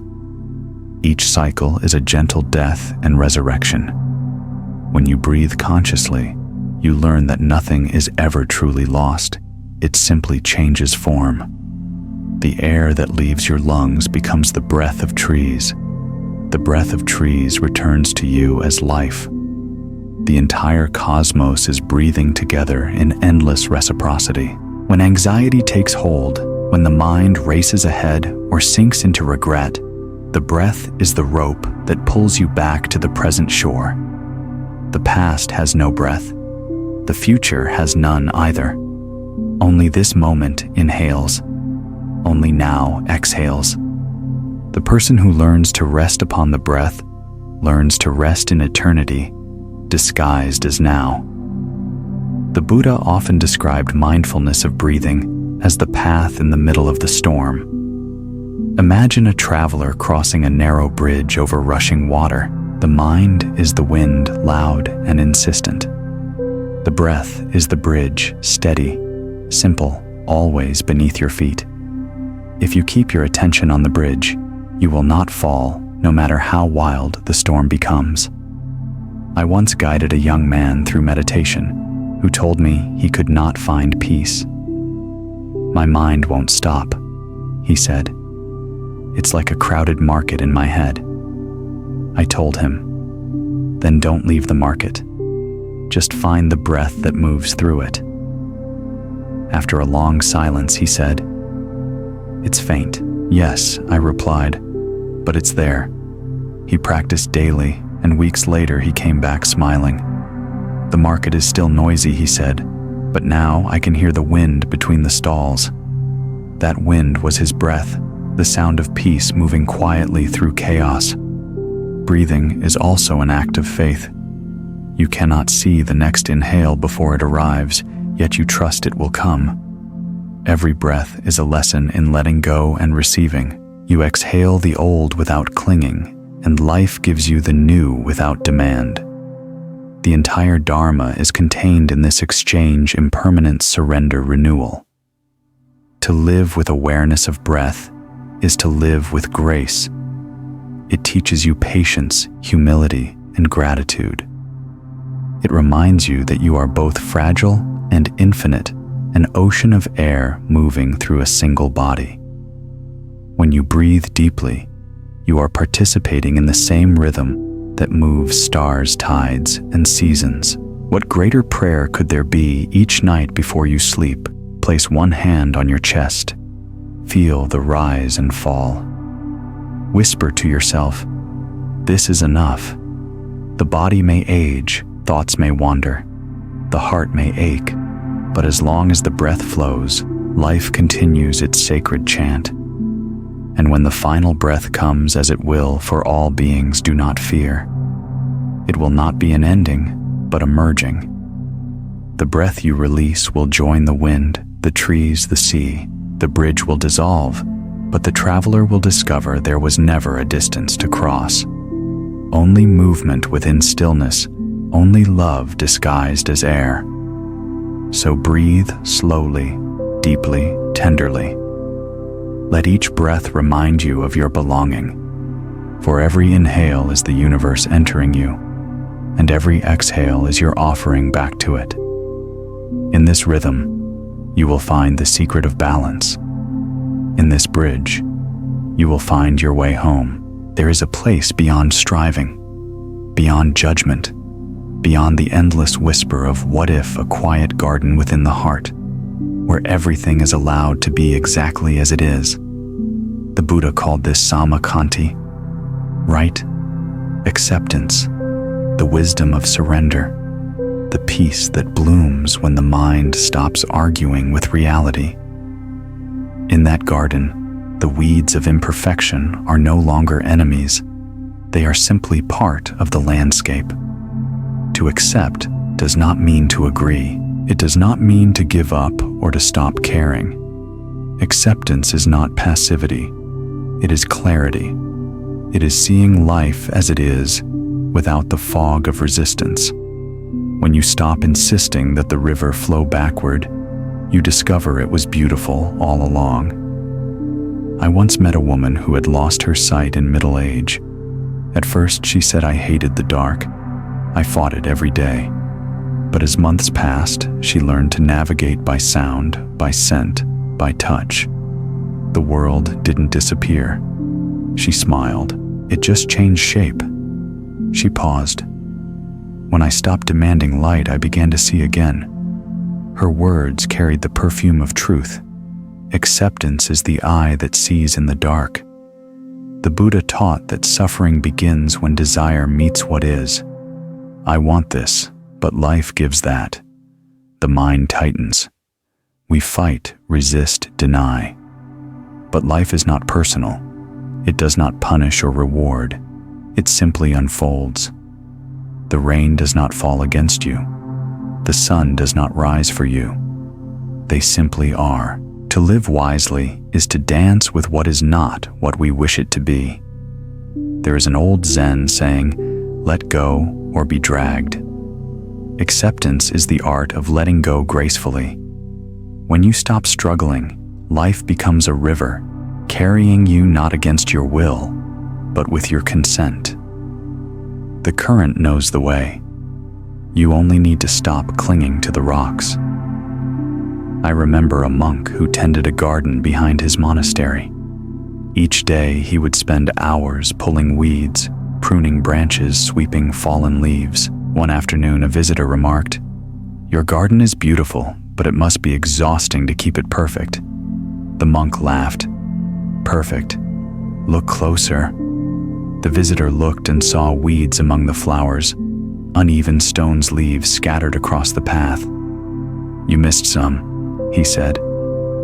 The monk smiled. "I didn't miss them. I let them stay." He bent to touch a crooked stone. "This one reminds me that beauty is not control, it's relationship." In that moment, I understood acceptance is not about cleaning your life until it shines. It's about loving it even when it's messy. It's about realizing that peace doesn't come from perfecting the garden, but from knowing you belong in it. The greatest obstacle to acceptance is the mind's need to control. We think peace will come once everything aligns with our desires.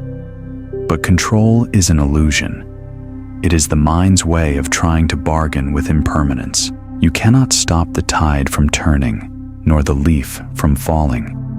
The only control you truly have is how tenderly you meet the changing of things. There was a soldier who after war became a monk. Haunted by memories, he asked his teacher how to find peace. The teacher handed him a single lotus seed and said, "Plant it." The man waited months for it to bloom, but nothing happened. Frustrated, he returned. "Master, it's dead."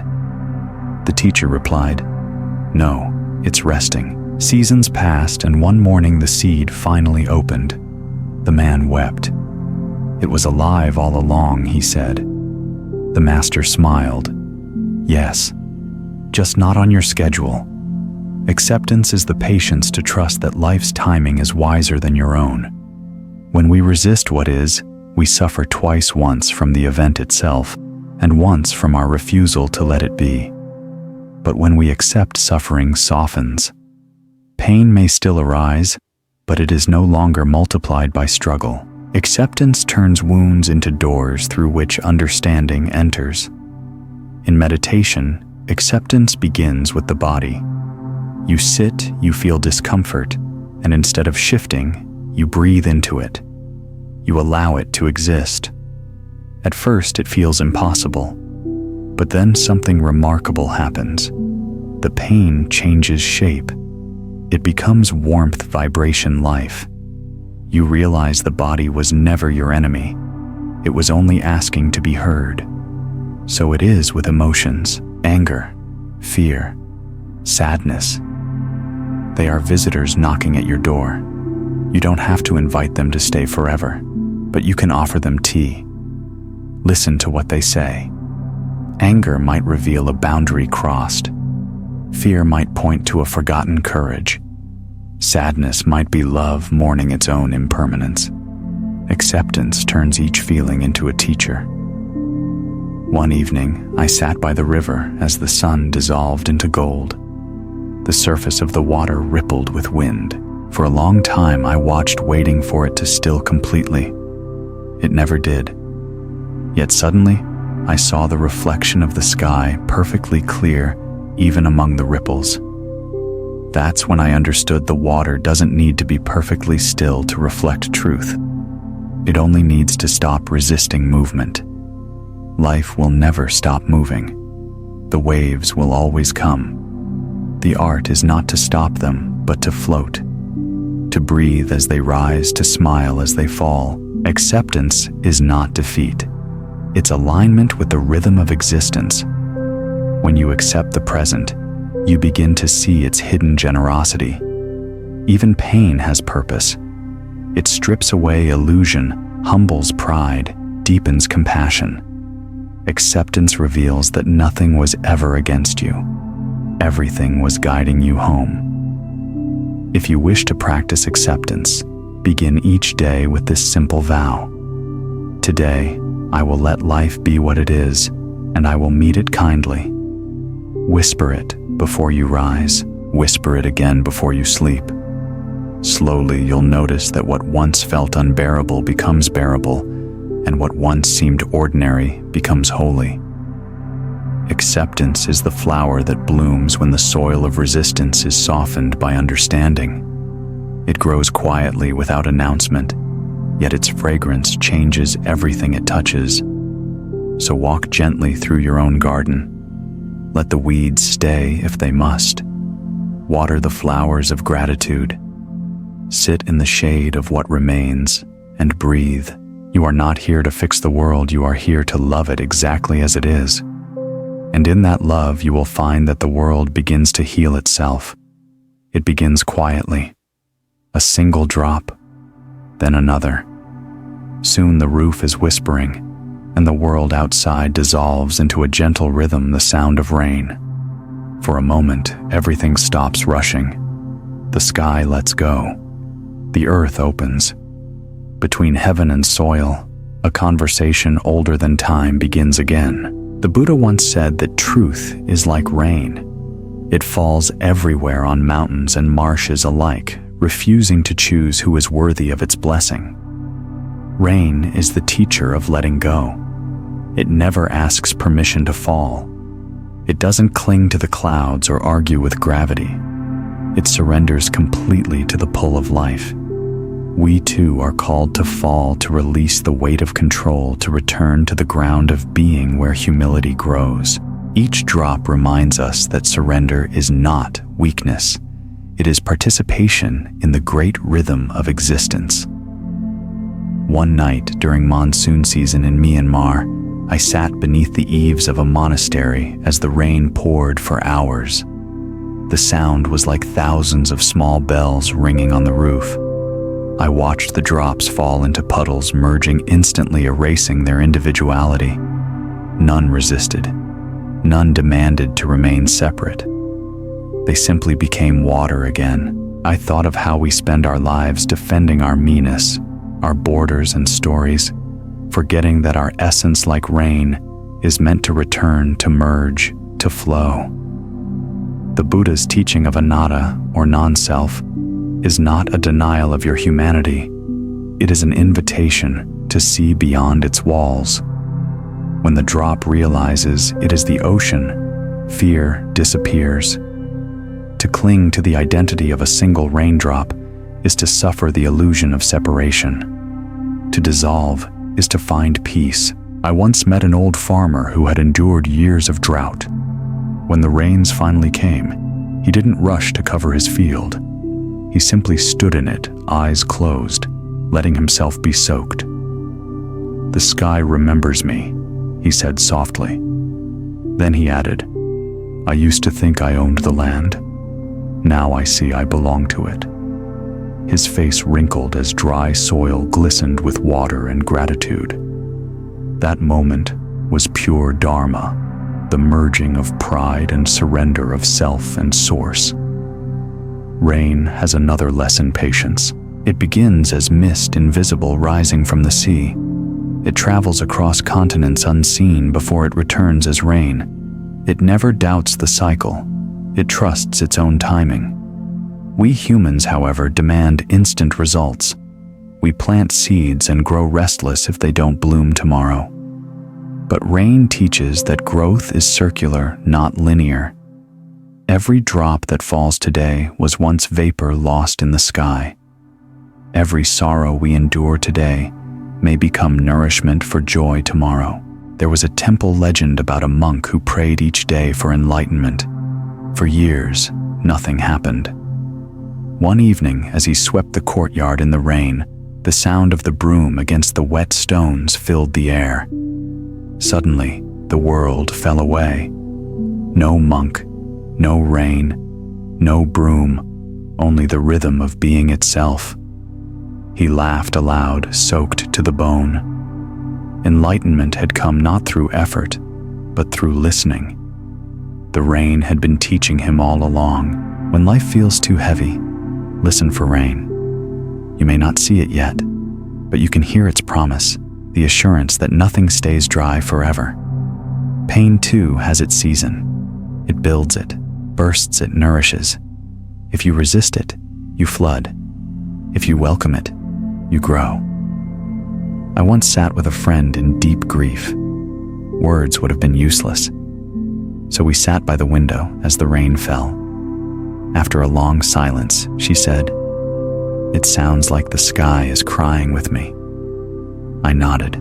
The sound of rain is the sound of shared sorrow, the world mourning and healing at once. In that shared weeping, something sacred happens. Separation dissolves into belonging.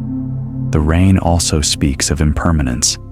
Each drop that lands disappears instantly, yet its disappearance is not loss, it is transformation. It becomes mist, stream, river, sea. Nothing truly vanishes, it only changes form. The same is true of every ending in our lives, the loved one who dies, the dream that fades, the moment that passes, all return to the greater current. When you hear rain, remember this: nothing you have ever loved is truly gone. It has only changed its shape. There is a line in the Dhammapada: just as rain breaks through an ill-thatched house, passion breaks through an untrained mind. But when the roof is sound, the rain becomes music.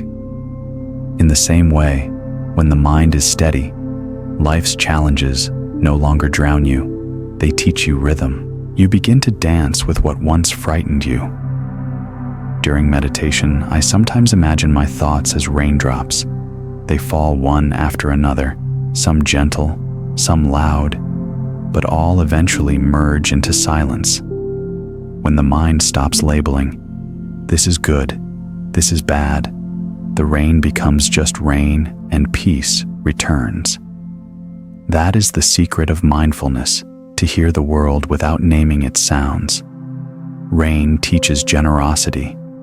It falls on stones as freely as on soil. It doesn't choose where to nourish. It gives because giving is its nature. To live like rain is to live without calculation, to offer your kindness not because it will be returned, but because withholding it makes you dry inside. If you wish to practice like the rain, try this next time you are hurt. Respond with understanding. Next time you are ignored, still offer presence. Next time you are loved, love more. The clouds never decide who deserves the rain. They simply open when full. When your heart fills, let it open too. And when the storm passes, as all storms do, step outside. Feel the earth breathing again. The air is clearer, the colors sharper. You realize that the world was not broken, it was being washed. Every downpour is cleansing, not destruction.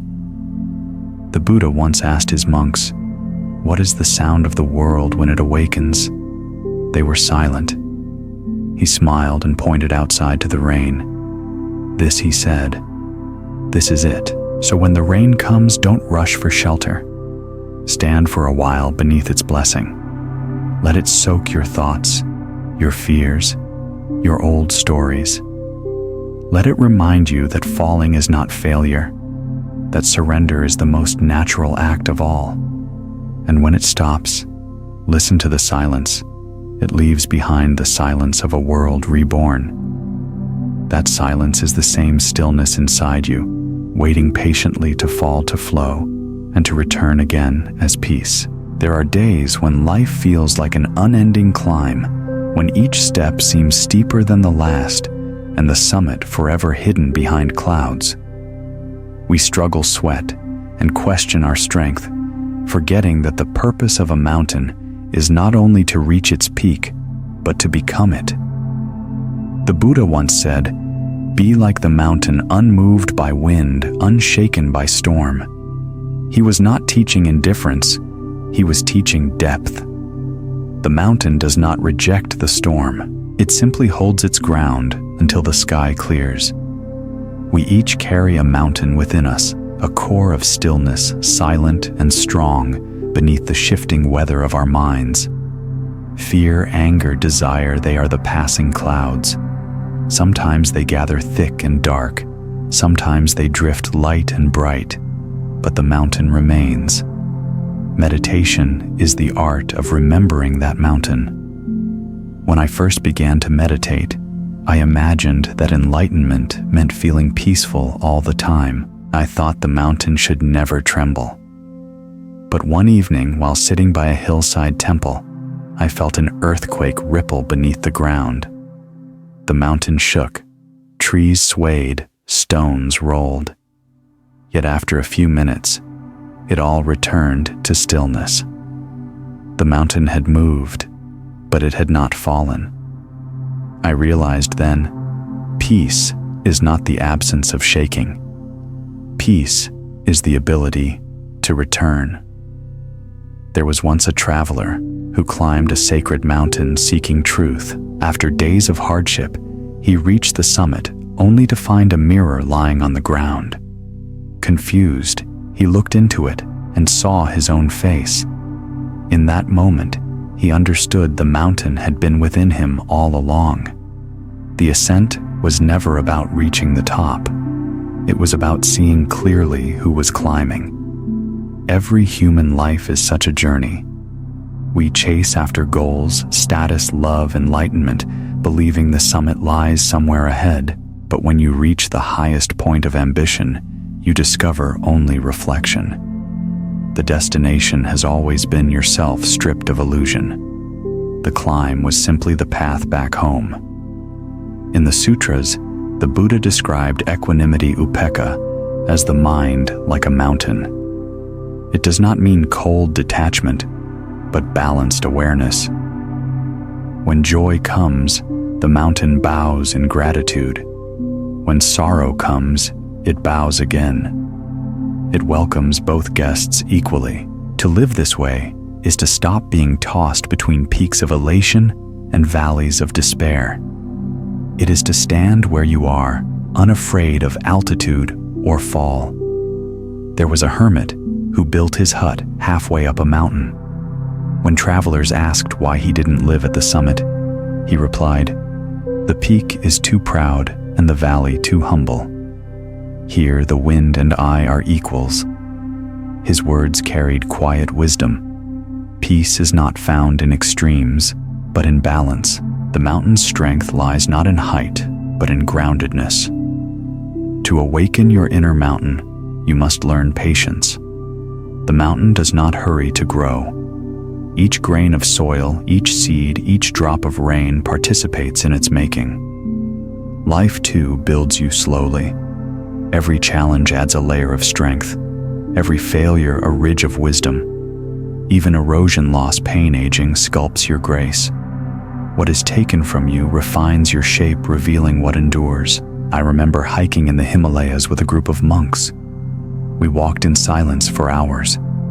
At one point, a young novice grew tired and asked, "When will we reach the top?" The eldest monk smiled and said, "When the mountain stops walking." The boy frowned, not understanding. Years later, I finally did. The mountain stops walking when the mind stops seeking. Only then does the summit appear, not because you have climbed higher, but because you have stopped running from where you already are. Storms will come. That is their nature. The wind will test your resolve. The rain will carve your patience. Yet the mountain does not curse the weather. It lets the clouds pass and allows the rivers to form. Each hardship that cuts into you is shaping your valleys of compassion, your peaks of understanding. Without the storm, you would remain a dull stone. With it, you become landscape. There was a sculptor who once said, "I do not carve the mountain.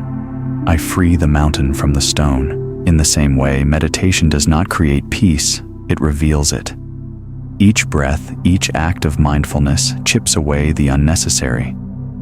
Slowly, your mountain emerges, solid, ancient, and quietly radiant. When you find yourself overwhelmed, remember this image, a mountain beneath an ever-changing sky. Breathe into your belly, feel the weight of your body pressing into the earth. You are already grounded. The thoughts that swirl above are just weather. Watch them come and go. The mountain does not chase the clouds. It lets them drift. Even when life shakes you to your core, the mountain within does not collapse. It may crack, it may shift, but its essence remains. There is a story told of an old teacher whose temple was destroyed by landslide. When his students wept, he said, "The mountain has moved into my heart. Now I will build there." To live this way is to know that peace is portable. It cannot be buried or broken. One evening, as the sun set over the ridges, a monk stood with his palms together and said, "I bow to the mountain because it bows to nothing." His words were not arrogance, they were devotion. The mountain bows to nothing because it is already in harmony with all things. It does not rise to compete, nor stand to defy. It simply is. To practice as the mountain is to rest in your beingness without embellishment or defense. Sit tall in your truth, but stay soft enough for flowers to root in your soil. Be vast enough to hold rivers, patient enough to cradle snow, and humble enough to welcome both sunlight and storm. Tomorrow, when life's wind rises again, do not rush to shelter. Feel your mountain spine straighten. Feel the breath anchor you to the ground. Whisper quietly to yourself, "I am here. I am unmoved." For when you remember the mountain within, no storm can truly shake you. You will stand not rigid, but rooted, not proud, but present. And from that stillness, all things will find their proper place around you. Every journey begins in the dark. The first step of awakening is rarely taken in sunlight. It begins with uncertainty, with not knowing, with the soft ache of being lost. Yet the darkness itself is not an enemy. It is the canvas upon which light first learns to draw. The Buddha once said, "A single lamp can light 1,000 others without its flame being diminished." That is the secret of the path. Every time one heart finds clarity, it can illuminate countless others. There was a time when I believed the path of wisdom would be a grand road, bright, certain, marked by signs. Instead, it has been a narrow trail lit by one small lantern at a time.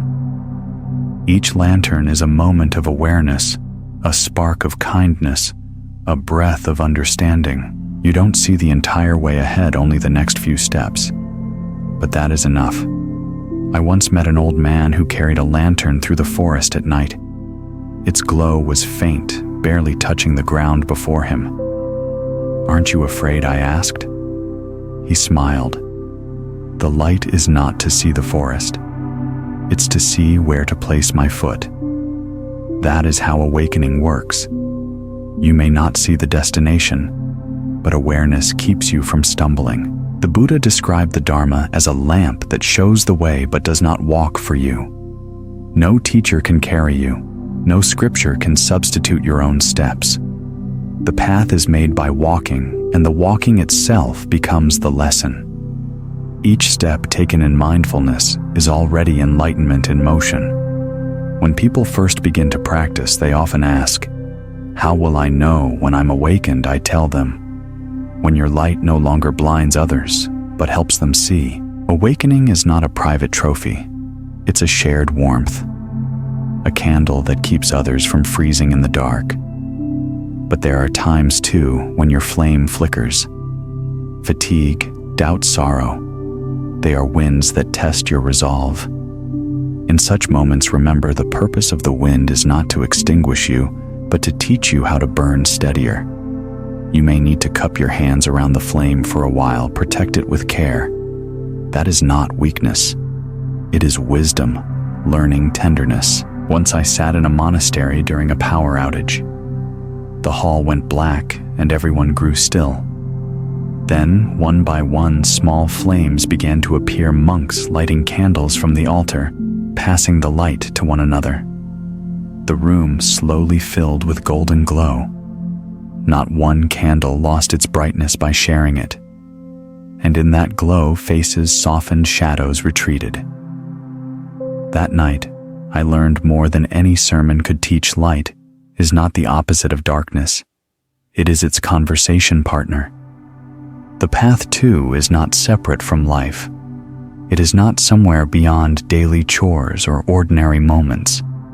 Sweeping the floor, washing a cup, speaking kindly, breathing mindfully, these are all lanterns along the way. The sacred hides in simplicity. The more you look for it, the more it hides. The more you live it, the more it shines. There was a teacher who told his students, "If you cannot find enlightenment in the marketplace, you will not find it in the mountains." The lantern's worth is proven not in temples, but in storms. When the noise of the world surrounds you, when anger flares, when disappointment knocks light your inner lamp there. That is where wisdom matters. Sometimes the path feels endless. You walk and walk, yet the summit stays hidden. In those times, remember that even the Buddha began with a single question: why do we suffer? He walked through confusion, temptation, fear, each darkness teaching him how to shine. Your confusion is not a detour, it is part of the way. Doubt, too, can become light if held with curiosity instead of shame. A young novice once confessed to his master, "I feel lost." The master said, "Good. Only those who know they're lost can be found." The novice frowned. "But where should I go?" The master pointed to the ground beneath them. "Step here, then here. Keep going." The boy followed step by step, realizing as dawn broke that the path was not something waiting ahead, it was wherever his feet met the earth. In this world, we are all travelers, carrying small lanterns through vast forests of experience. Some lanterns burn with learning, others with kindness, some with quiet resilience. The forest is the same for everyone, dense, mysterious, but the light each of us carries makes a shared constellation upon the earth. Yet the lantern must also rest. If you burn without pause, the wax melts too fast. Rest is not the extinguishing of the flame, but its renewal. In stillness, your light gathers strength. The Buddha called this samadhi, concentration. When the mind rests deeply, awareness becomes bright and unwavering. A calm flame lights farther than a frantic one. There is a story told in the old texts of a disciple who carried a lamp through a storm. The wind blew from every direction, threatening to snuff it out, yet he kept walking, sheltering the light in his palms. When he reached his master's hut, drenched and shivering, the master bowed to him. "You have learned the secret," he said. "To carry light is to learn how to protect it without fear. In your own life, the storm will come. People may misunderstand your kindness, mock your peace, or test your patience. Do not let these winds extinguish your heart. Bend, shelter, breathe, but keep walking, for every small act of awareness is another step toward the dawn. And when your own light feels weak, look around. Someone else is carrying theirs too. Let them light your wick. Sharing illumination does not divide it, it multiplies. The world is a vast night sky. Your kindness, your presence, your mindfulness are stars upon it. Together, they make the path visible. When you reach the place where words end, where the road narrows into silence, hold your lantern close and look within. There you will find the flame that never flickers, the awareness that has watched every journey, every sorrow, every joy from the very beginning. That light is not borrowed. It was never lit by anyone. It was always there, waiting for you to notice. So tonight, before you sleep, turn off the lights, sit in the dark, and place your hand over your heart. Feel the warmth beneath your skin. Whisper to yourself, "This is my lantern. May it guide me. May it guide others." The darkness is not your enemy. It is the vast space in which your light can finally be seen. And as you walk through it, step by step, breath by breath, remember you are not looking for the path. You are making it with every gentle glow of your being. There is a quiet miracle unfolding every moment, and it has nothing to do with tomorrow. It is the miracle of this breath, this heartbeat, this now. Yet most of us miss it. We walk through our days like travelers staring at a map, never looking up to see the landscape that the map describes. We are here, but our minds live elsewhere, haunted by what has been hungry for what might come. The Buddha called this forgetfulness samsara, the cycle of wandering in circles, lost in thought, while life itself keeps whispering, "Be here." Presence is not a skill, it is a remembering. The moment you notice you've drifted, you have already come home. It is as simple and as profound as that.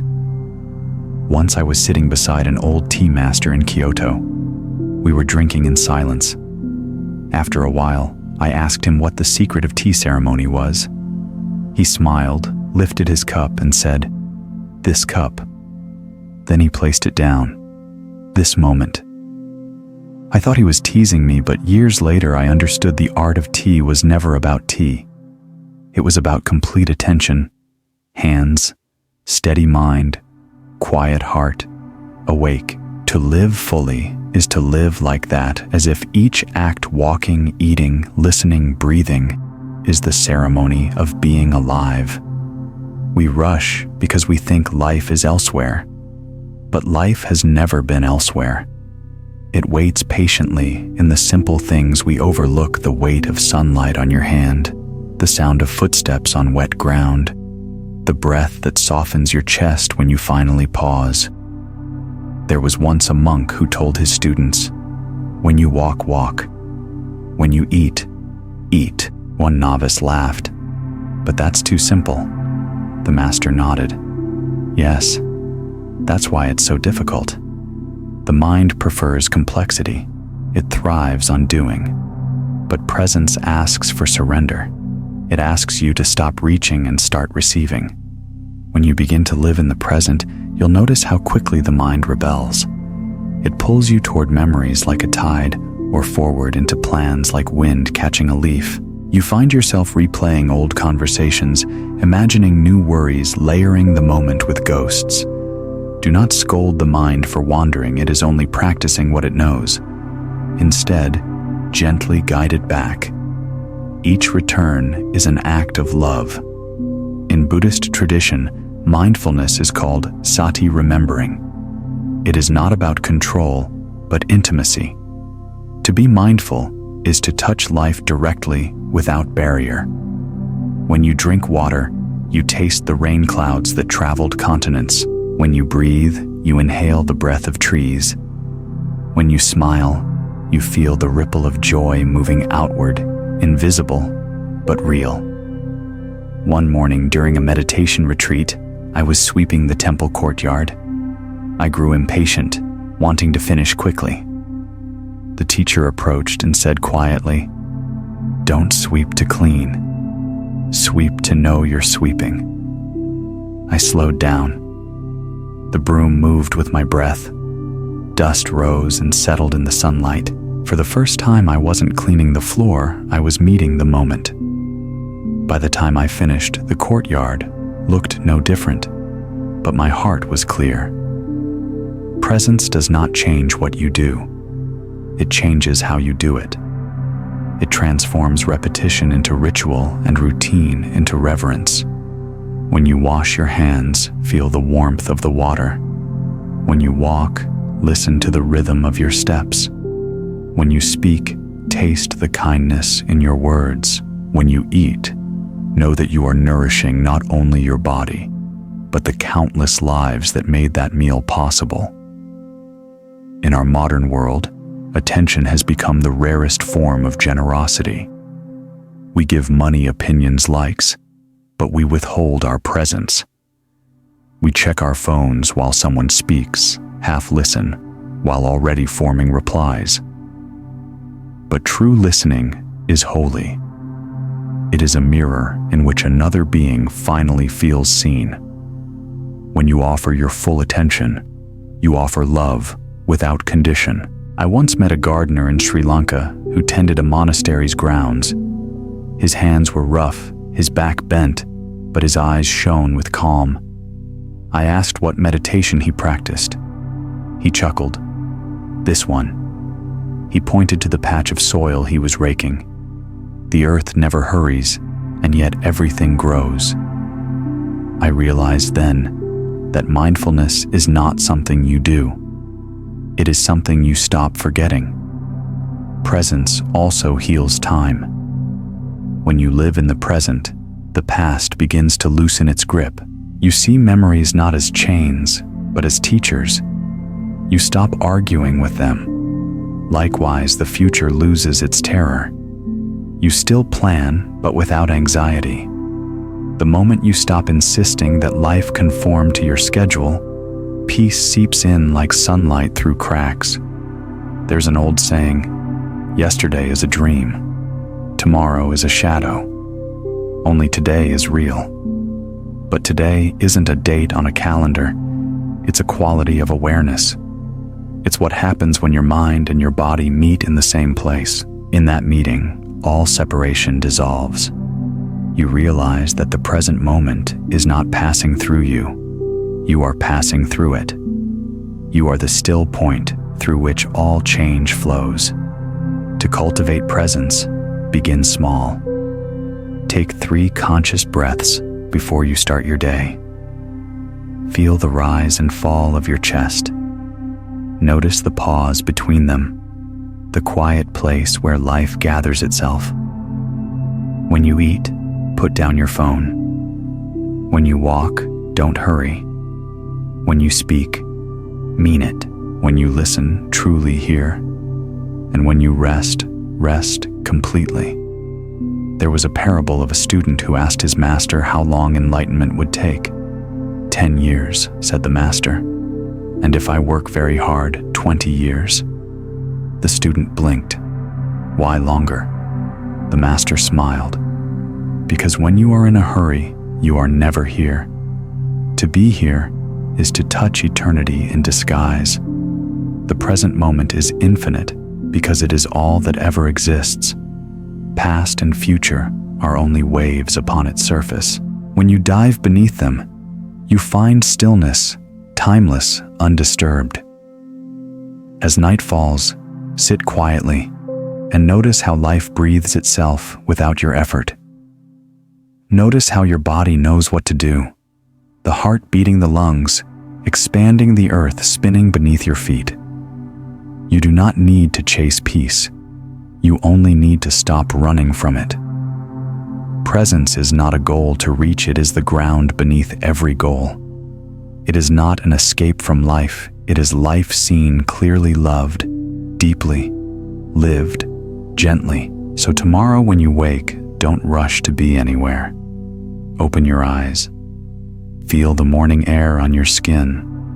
Listen to the world waking. Whisper, I am here. For in that simple sentence lies the whole of enlightenment. To be here completely, tenderly, gratefully, is to finally arrive where you have always been. Far beneath the surface of our separate lives, there is an ocean where all things meet. Its water carries no name, no boundary, no distinction between you and me.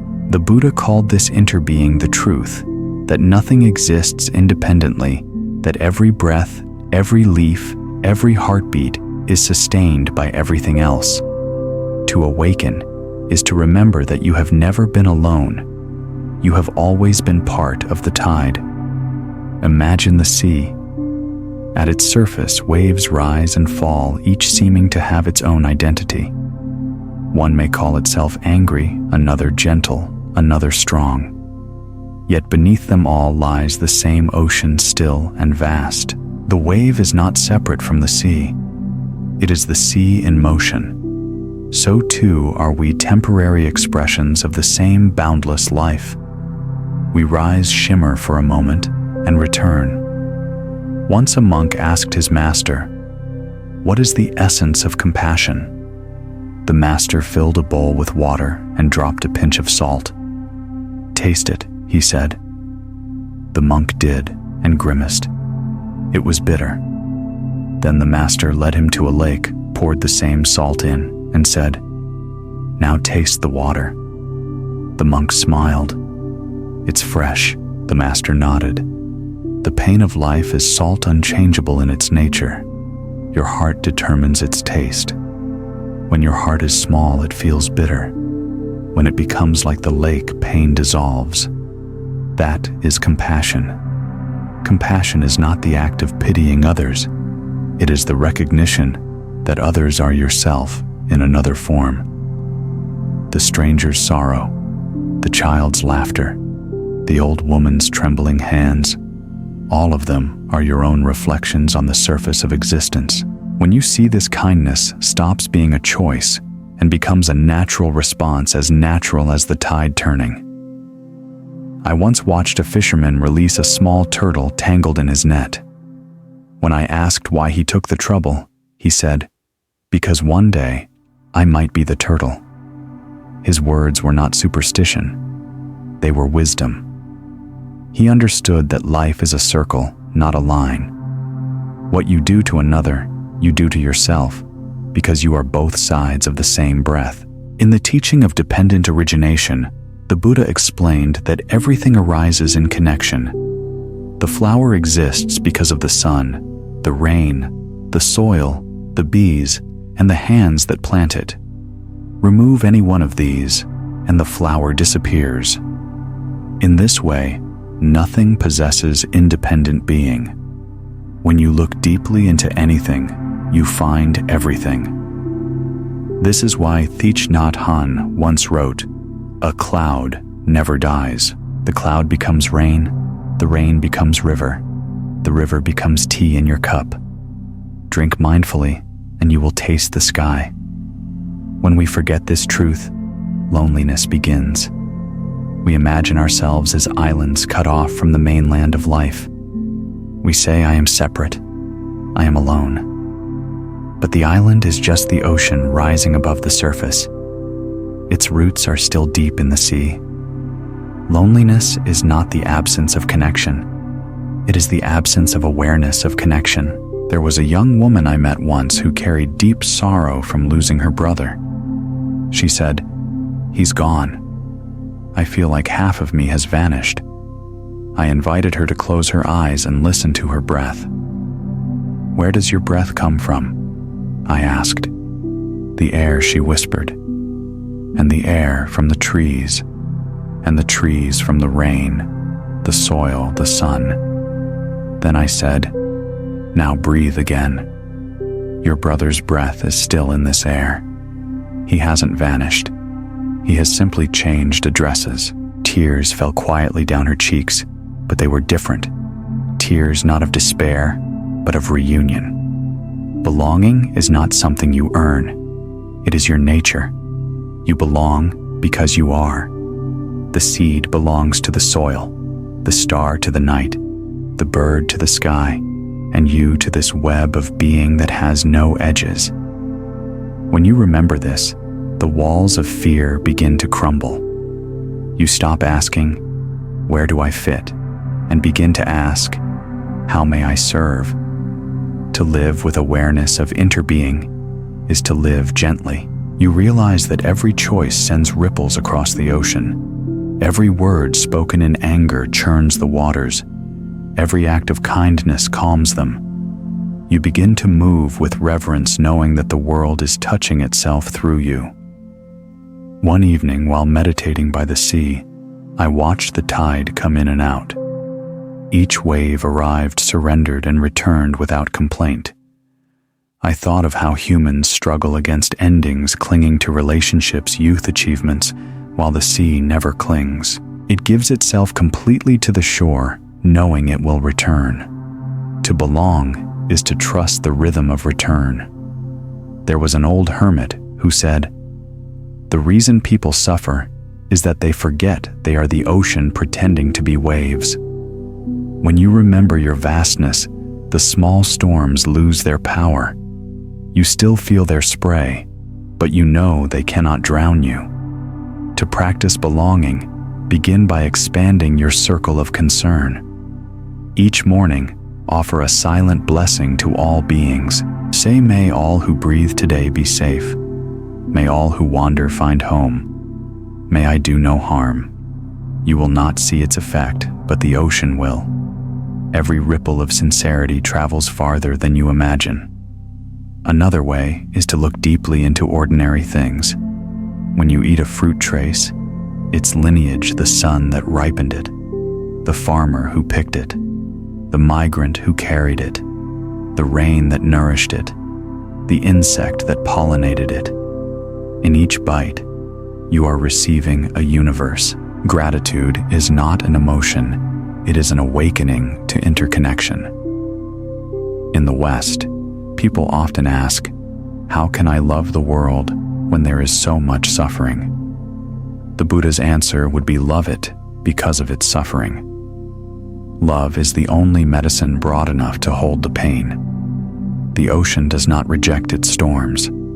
It absorbs them, transforms them into waves that eventually soften upon the sand. When you see clearly, even conflict becomes sacred. The person who angers you is offering a mirror of your own impatience. The one who criticizes you is polishing your humility. The one who abandons you is teaching you the depth of your own presence. All are part of the ocean's dialogue with itself. Ultimately, to belong is to dissolve the illusion of ownership. You do not own your life. You are being lived by life. You do not own love. You are being loved into existence by the same force that turns galaxies and opens flowers. Once you see this, gratitude flows effortlessly, not as a practice, but as your natural state. At night, when the world quiets, go outside if you can. Look up at the sky. Feel the pulse of the stars mirrored in your heartbeat. You are not under the universe, you are within it. The air that fills your lungs has circled through trees, oceans, and countless beings before finding you.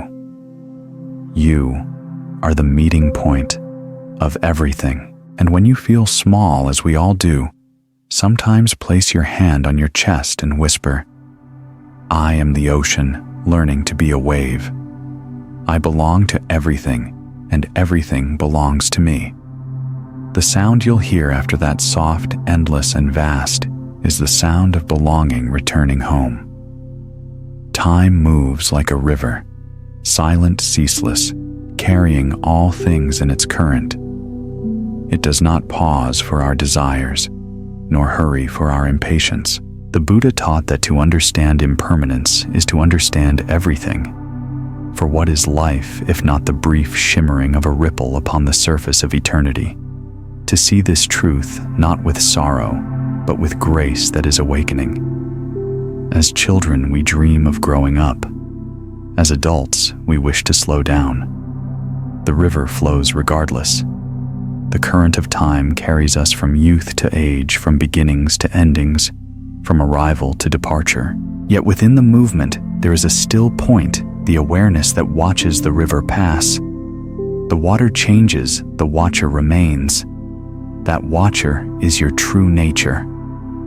Once I visited a village where an ancient river curved through fields of rice. Each morning, the villagers gathered to wash, to fish, to laugh, to pray. The river was their companion, their witness, their teacher. One elder told me, "This river has seen all our faces from the time we were born until we die. It never remembers yet. It never forgets." His words lingered. Time, too, is like that. It touches everything but clings to nothing. There was a monk who spent years meditating beside a stream. When asked what he had learned, he said, "I learned how to flow." He explained that at first, he tried to stop the stream with stones, his thoughts, his judgments, his plans. But every morning, he returned to find the stones washed away. Eventually, He realized the futility of resistance. Now he said, "I let the water pass, and it carries my mind with it." We suffer not because time passes, but because we wish it would not. We cling to what must move, hold on to what must fade, demand permanence from a world built on change. Yet impermanence is not cruelty, it is compassion in disguise. Because things end, they matter. Because moments pass, we learn to be present.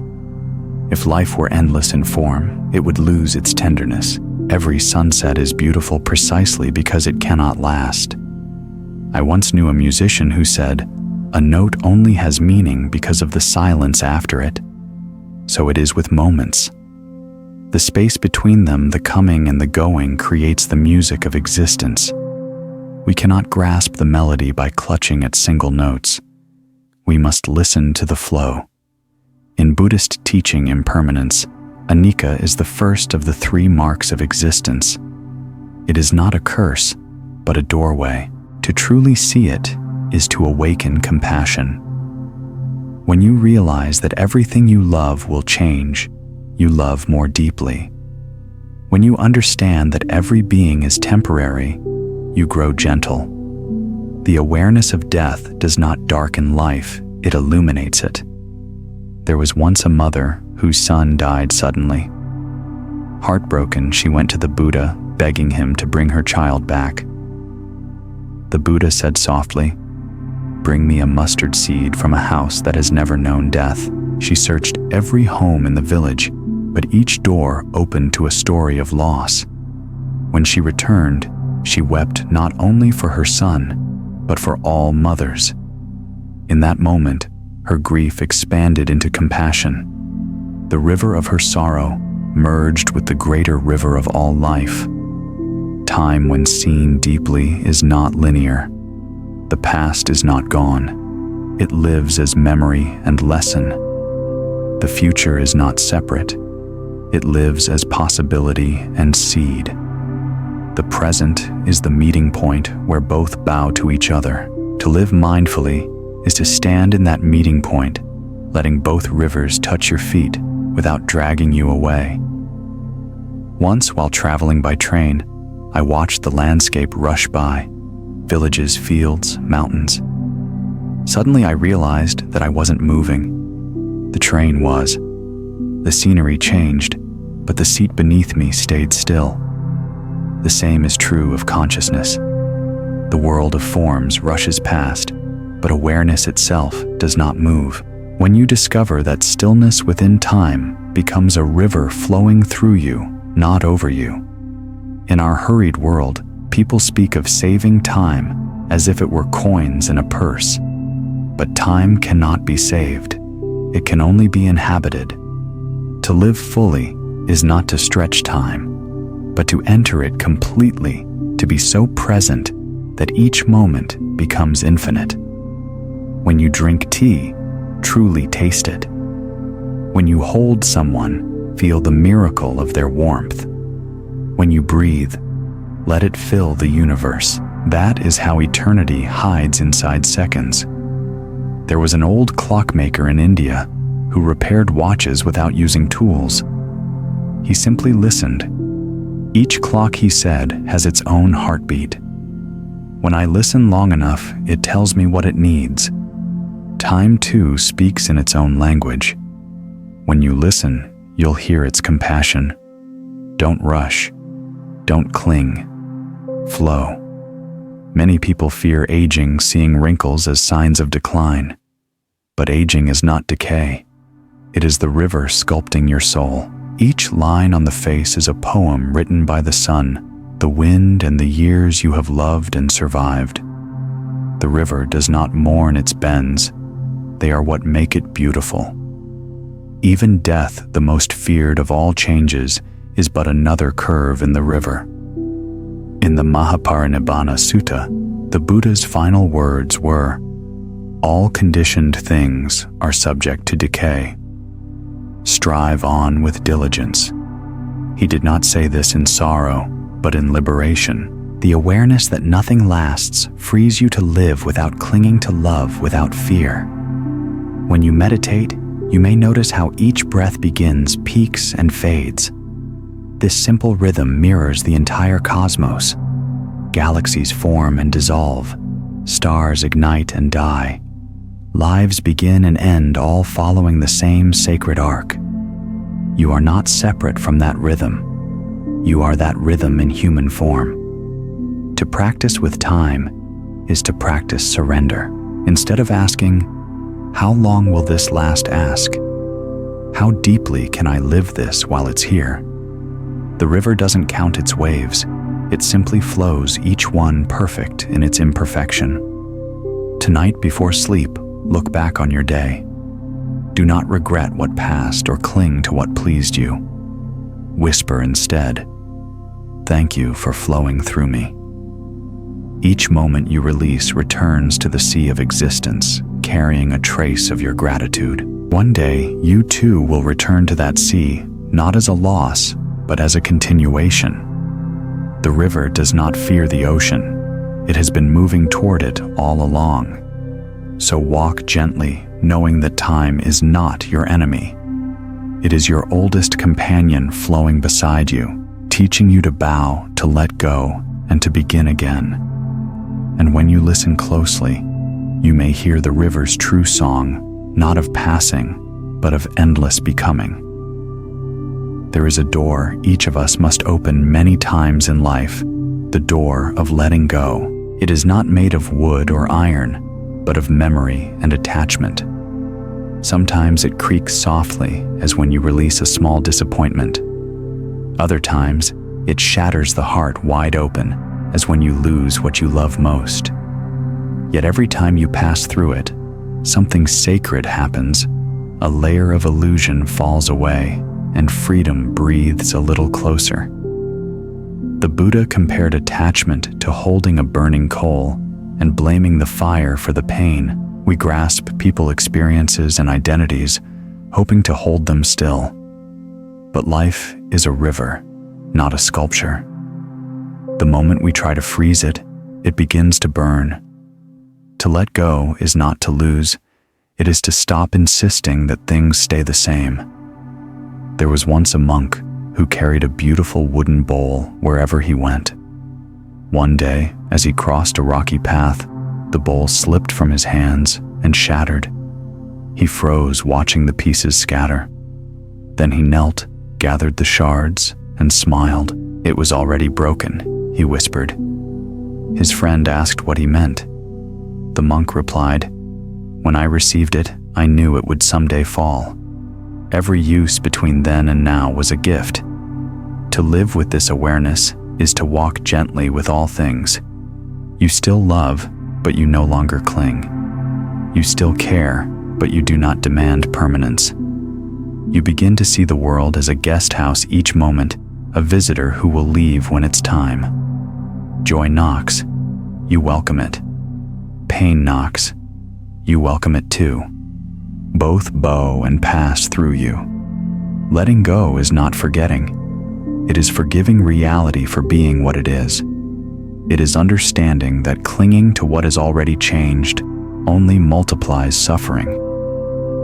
The Buddha taught, "When I let go of what I am, I become what I might be." When you release the old story of yourself, the roles, the wounds, the masks, you create space for something truer to enter. I once met a woman who had kept her husband's shoes by the door for 10 years after his death. "I couldn't bear to move them," she said.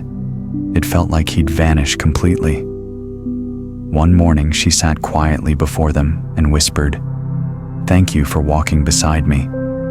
Then she placed the shoes in a river near their home. The current took them gently away. "I cried," she told me, "but the house finally began to breathe again." Letting go doesn't erase love, it allows love to change shape. In meditation, we practice letting go with every breath. The inhale welcomes life. The exhale releases it. We hold then release thousands of times each day without noticing. Breath itself is a teacher you cannot exhale if you refuse to let go, and you cannot inhale if you hold what is gone. Every breath is a reminder of impermanence and of trust. One student once asked his Zen teacher, "How do I let go?" The master held out a teacup. "If I drop this, what happens?" "It breaks," said the student. "Then let it break," the master replied. The cup was never meant to be carried forever. The student frowned. "But I will be left with nothing." The master smiled. Nothing is the beginning of everything. We often think that letting go will leave us empty, but the truth is the opposite. When the hand releases its grasp, it becomes open, and only an open hand can receive. The heart works the same way. When you stop clutching old pain, you make space for new joy. When you stop holding yesterday, today can finally touch you. In the forest monasteries of Thailand, monks practice Chitta Vimutti, liberation of the heart. Their teacher tells them, hold nothing, not even peace. This may sound strange, but even clinging to peace creates unrest. True peace is not possession, it is participation. It comes not from owning stillness, but from flowing with change. Once during a storm, I watched a large tree fall. Its roots tore from the earth, and it crashed with a sound like thunder. Nearby, a slender bamboo swayed in the wind and remained standing. The difference was not strength, but flexibility. The bamboo did not resist, it bowed. That is the secret of letting go. Bow, don't break. To let go is to trust life's intelligence. It is to believe that what leaves was never truly yours, and what remains is exactly what you need. Even loss has its purpose. The cracked cup teaches humility. The vanished love teaches gratitude. The fallen leaf feeds the soil that will bloom again. Nothing is wasted in the great cycle of letting go. There was once a king who sought to conquer his fear of death. He asked a monk for advice. The monk handed him a mirror and said, "Look closely. Every reflection you see will one day disappear, but the one who sees never dies." Letting go does not mean disappearing. It means realizing you were never the reflection, you were always the mirror. In our daily lives, the art of letting go begins in small gestures. Cleaning a drawer, forgiving a slight, releasing an expectation. Each act teaches the same lesson: freedom grows wherever attachment loosens. The more you practice, the lighter you become. The lighter you become, the closer you are to truth. Some nights you may feel the weight of all you've lost. The mind replays what could have been, what should have stayed. When that happens, sit quietly. Place your hand over your heart, feel it beating. Whisper, "Even this is passing," not in despair, but in gratitude, for nothing passes without leaving wisdom behind. Eventually you will learn that letting go is not a single act, it is a way of living. You let go not once, but endlessly. You let go of anger when it arises, of joy, when it fades, of control, when life surprises you, of the past, when it tries to speak too loudly. You let go, not because you are careless, but because you care enough to keep moving. And one day, after many acts of surrender, you will feel a deep peace, a knowing that nothing was ever truly lost. The people you loved, the places you left, the versions of yourself that died along the way, all of them live on, not as possessions, but as light within you. To let go is to join the flow of the universe, to be the leaf, trusting the river, the bird, trusting the wind, the soul, trusting the path. When you can finally open that invisible door without fear, you will find that it was never a door at all, but a window. And on the other side, the sky has been waiting all along.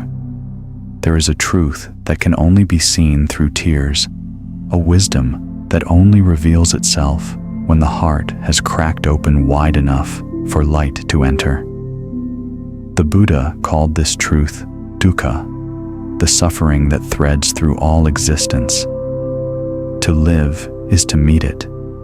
To awaken is to see through it. For suffering, when held with understanding, becomes the very doorway to compassion. Pain in its raw form is pure. It is the body or heart telling the truth. Something has been touched. But suffering is what happens when the mind resists that truth, when it says, "This should not be." We tighten around experience, building walls of anger or fear. Yet the more we fight pain, the deeper it digs. The only way out is through not by force, but by gentle seeing. I once sat beside a dying man who had spent his life searching for peace. As his breath grew shallow, he whispered, "I thought awakening meant escaping pain, but now I see it means making peace with it." His eyes, tired yet radiant, met mine. "The pain is just the body's weather," he said. The sky was never hurt. In that moment, I understood that freedom does not erase suffering. It changes our relationship with it. There is a legend from the Buddha's time about a woman named Kisagotami. Her only child died, and in her grief, she carried his body from house to house, begging for medicine to bring him back.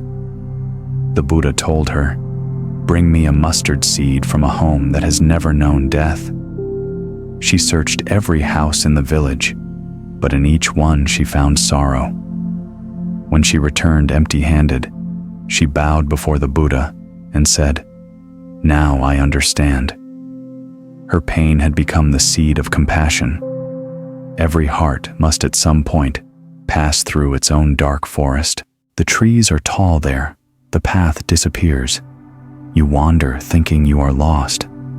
But the forest is not punishment, it is initiation.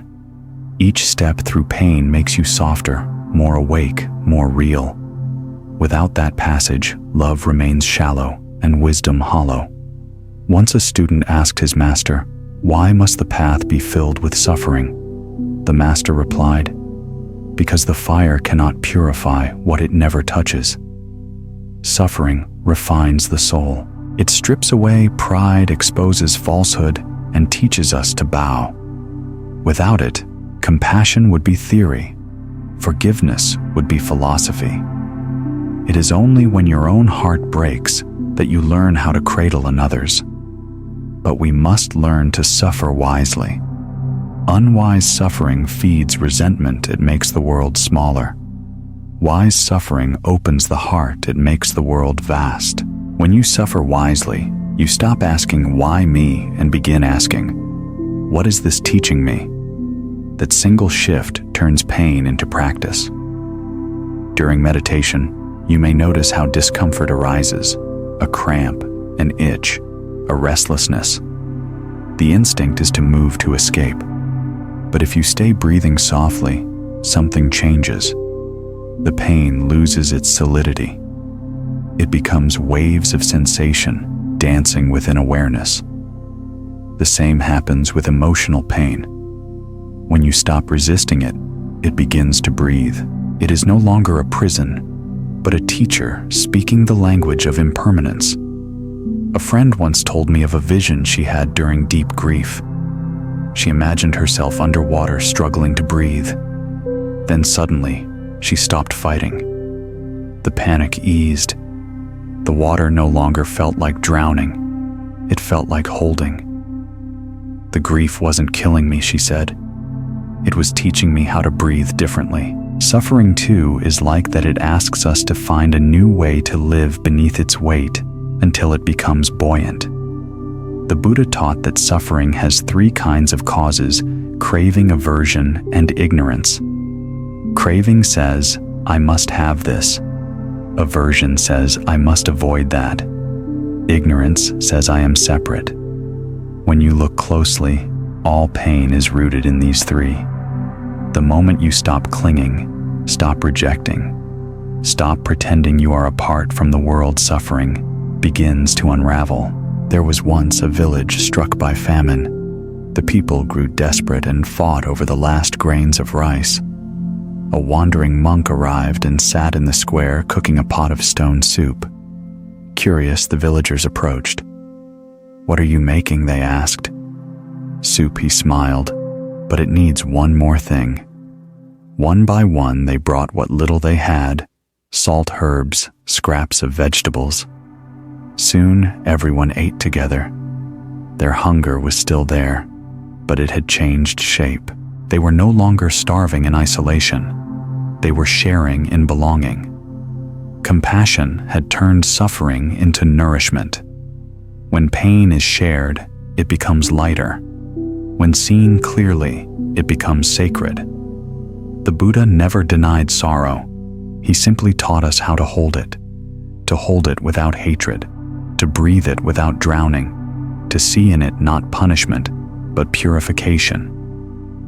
In the Salatha Sutta, he compared pain to being shot by 2 arrows. The first arrow is inevitable. It is life's pain. The second is optional. It is our resistance, our why me. The wise person feels the first, but removes the second. The fool keeps both and curses the sky. If you wish to transform suffering, start by softening your gaze. When pain arises, whisper, "I see you." Let it be felt fully, not dramatized, not suppressed. Breathe into it. Notice its edges, its warmth, its movement. You'll find it is not solid. Like a storm cloud, it passes. Behind it, the sky remains untouched. To suffer consciously is to become intimate with life. Every tear shed becomes holy water, every wound a window through which empathy shines. When you meet someone in their pain, you recognize yourself.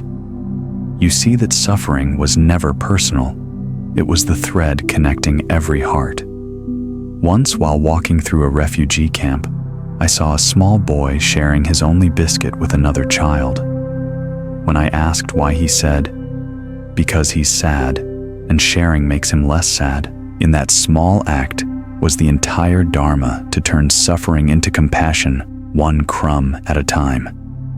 Eventually, as understanding deepens, you will see that even suffering bows to love. Every loss, every heartbreak, every illness has been guiding you toward tenderness. Without them, you might never have learned to open. The cracks in your life are not flaws. They are entryways. Light cannot enter what is sealed. And when you have suffered enough to see clearly, you stop fearing pain. You no longer chase joy or flee sorrow. You rest in the space that holds them both. This is the middle way, not numbness, but balance. The Buddha's enlightenment did not end the world's suffering. It transformed how he met it. He became like the lotus rising from the mud, but never rejecting it. The mud was not his prison. It was his nourishment. So when pain comes again, as it will bow to it, say, "I know you. You are my teacher." And listen. Somewhere inside that ache, wisdom is waiting, whispering gently. You can let this break you open, or you can let it break you apart. Choose the opening. For beyond suffering, there is not the absence of pain, but the presence of peace. A peace vast enough to hold all storms. A light that shines not after the darkness, but through it. And when you find that light, you will see that it was never separate from you. It was the fire of your own heart, waiting to burn with compassion all along. When a bell rings in a temple, its sound fills the air for a few long breaths before fading into stillness. But if you listen carefully, the silence that follows is not empty. It hums with the echo of the sound, as if the universe itself is remembering. The Buddha once said, "In stillness, all things reveal their truth." The sound of the bell and the silence after it are not two, they are partners in awakening. So too is life. Each of us is a single tone in the great symphony of existence. We rise, we ring, we fade, but the silence that remains is the same silence from which we were born. To realize this is to lose the fear of ending. Death is not the closing of a door. It is the stillness after the bell. I once sat with an old monk who had spent 50 years in meditation. His movements were slow, his words few. One evening, as the dusk bell echoed through the monastery, I asked, "When does the sound end?" He smiled, eyes half closed, and said, "When you stop listening." I didn't understand then. But years later, while meditating in the quiet after the bell, I realized the sound doesn't truly end. It becomes everything. In Buddhist practice, this is called shunyata, emptiness, or more accurately, fullness without form. The silence after the bell is not the absence of sound. It is the space that allows all sound to exist. Similarly, the self we cling to is not a solid thing, but a pattern of echoes, memories, desires, fears that rise and fade within the boundless awareness that holds them all. There was once a poet who came to a Zen master complaining of writer's block. "My words have left me," he said. The master poured him a cup of tea, filled it to the brim, and kept pouring until it overflowed. "Stop," cried the poet. The master nodded. "So must your mind stop. When the cup is too full, nothing new can enter. Empty, and the words will come." Silence is that emptiness. It is the pause that allows creativity, love, and truth to flow through again. The modern world fears silence. We fill every gap with noise, every pause with distraction. But silence is not void, it is medicine. It heals the overstimulated mind, it gives shape to thought, it renews the heart. Without silence, even beauty becomes noise. I once attended a meditation retreat where each day ended with the striking of a bell. The sound was pure luminous. For several minutes afterward, the whole hall sat still. In that stillness, something subtle happened. Boundaries dissolved. You could no longer tell where your breath ended and the air began, where your skin ended and the world began. Silence had become communion.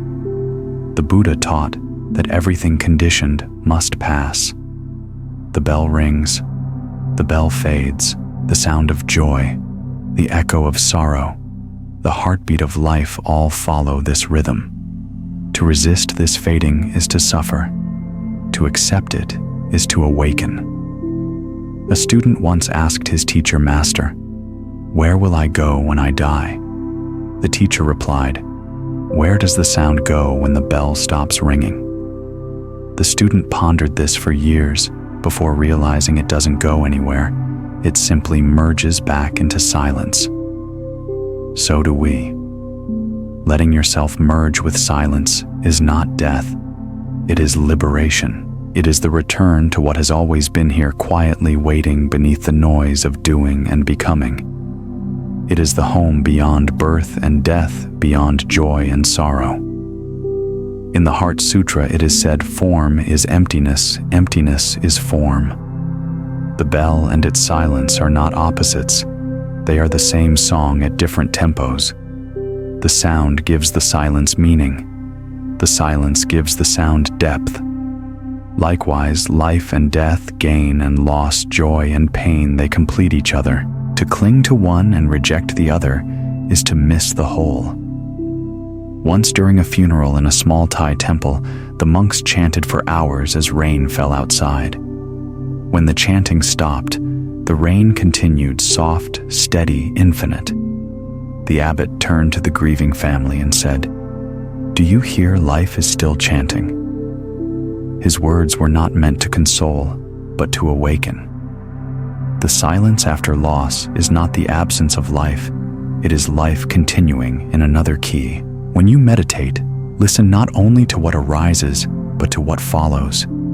A thought appears, it dissolves. An emotion swells, it subsides. A breath enters, it leaves. In the space between these movements, there is a stillness untouched by any of them. That stillness is your true nature. It does not come and go, it simply is. There was once a hermit who lived alone in the mountains. A visitor asked him what enlightenment felt like. The hermit pointed to a nearby valley where fog was lifting in the morning sun. Like that, he said. The mountains were always there. The fog just forgot to leave.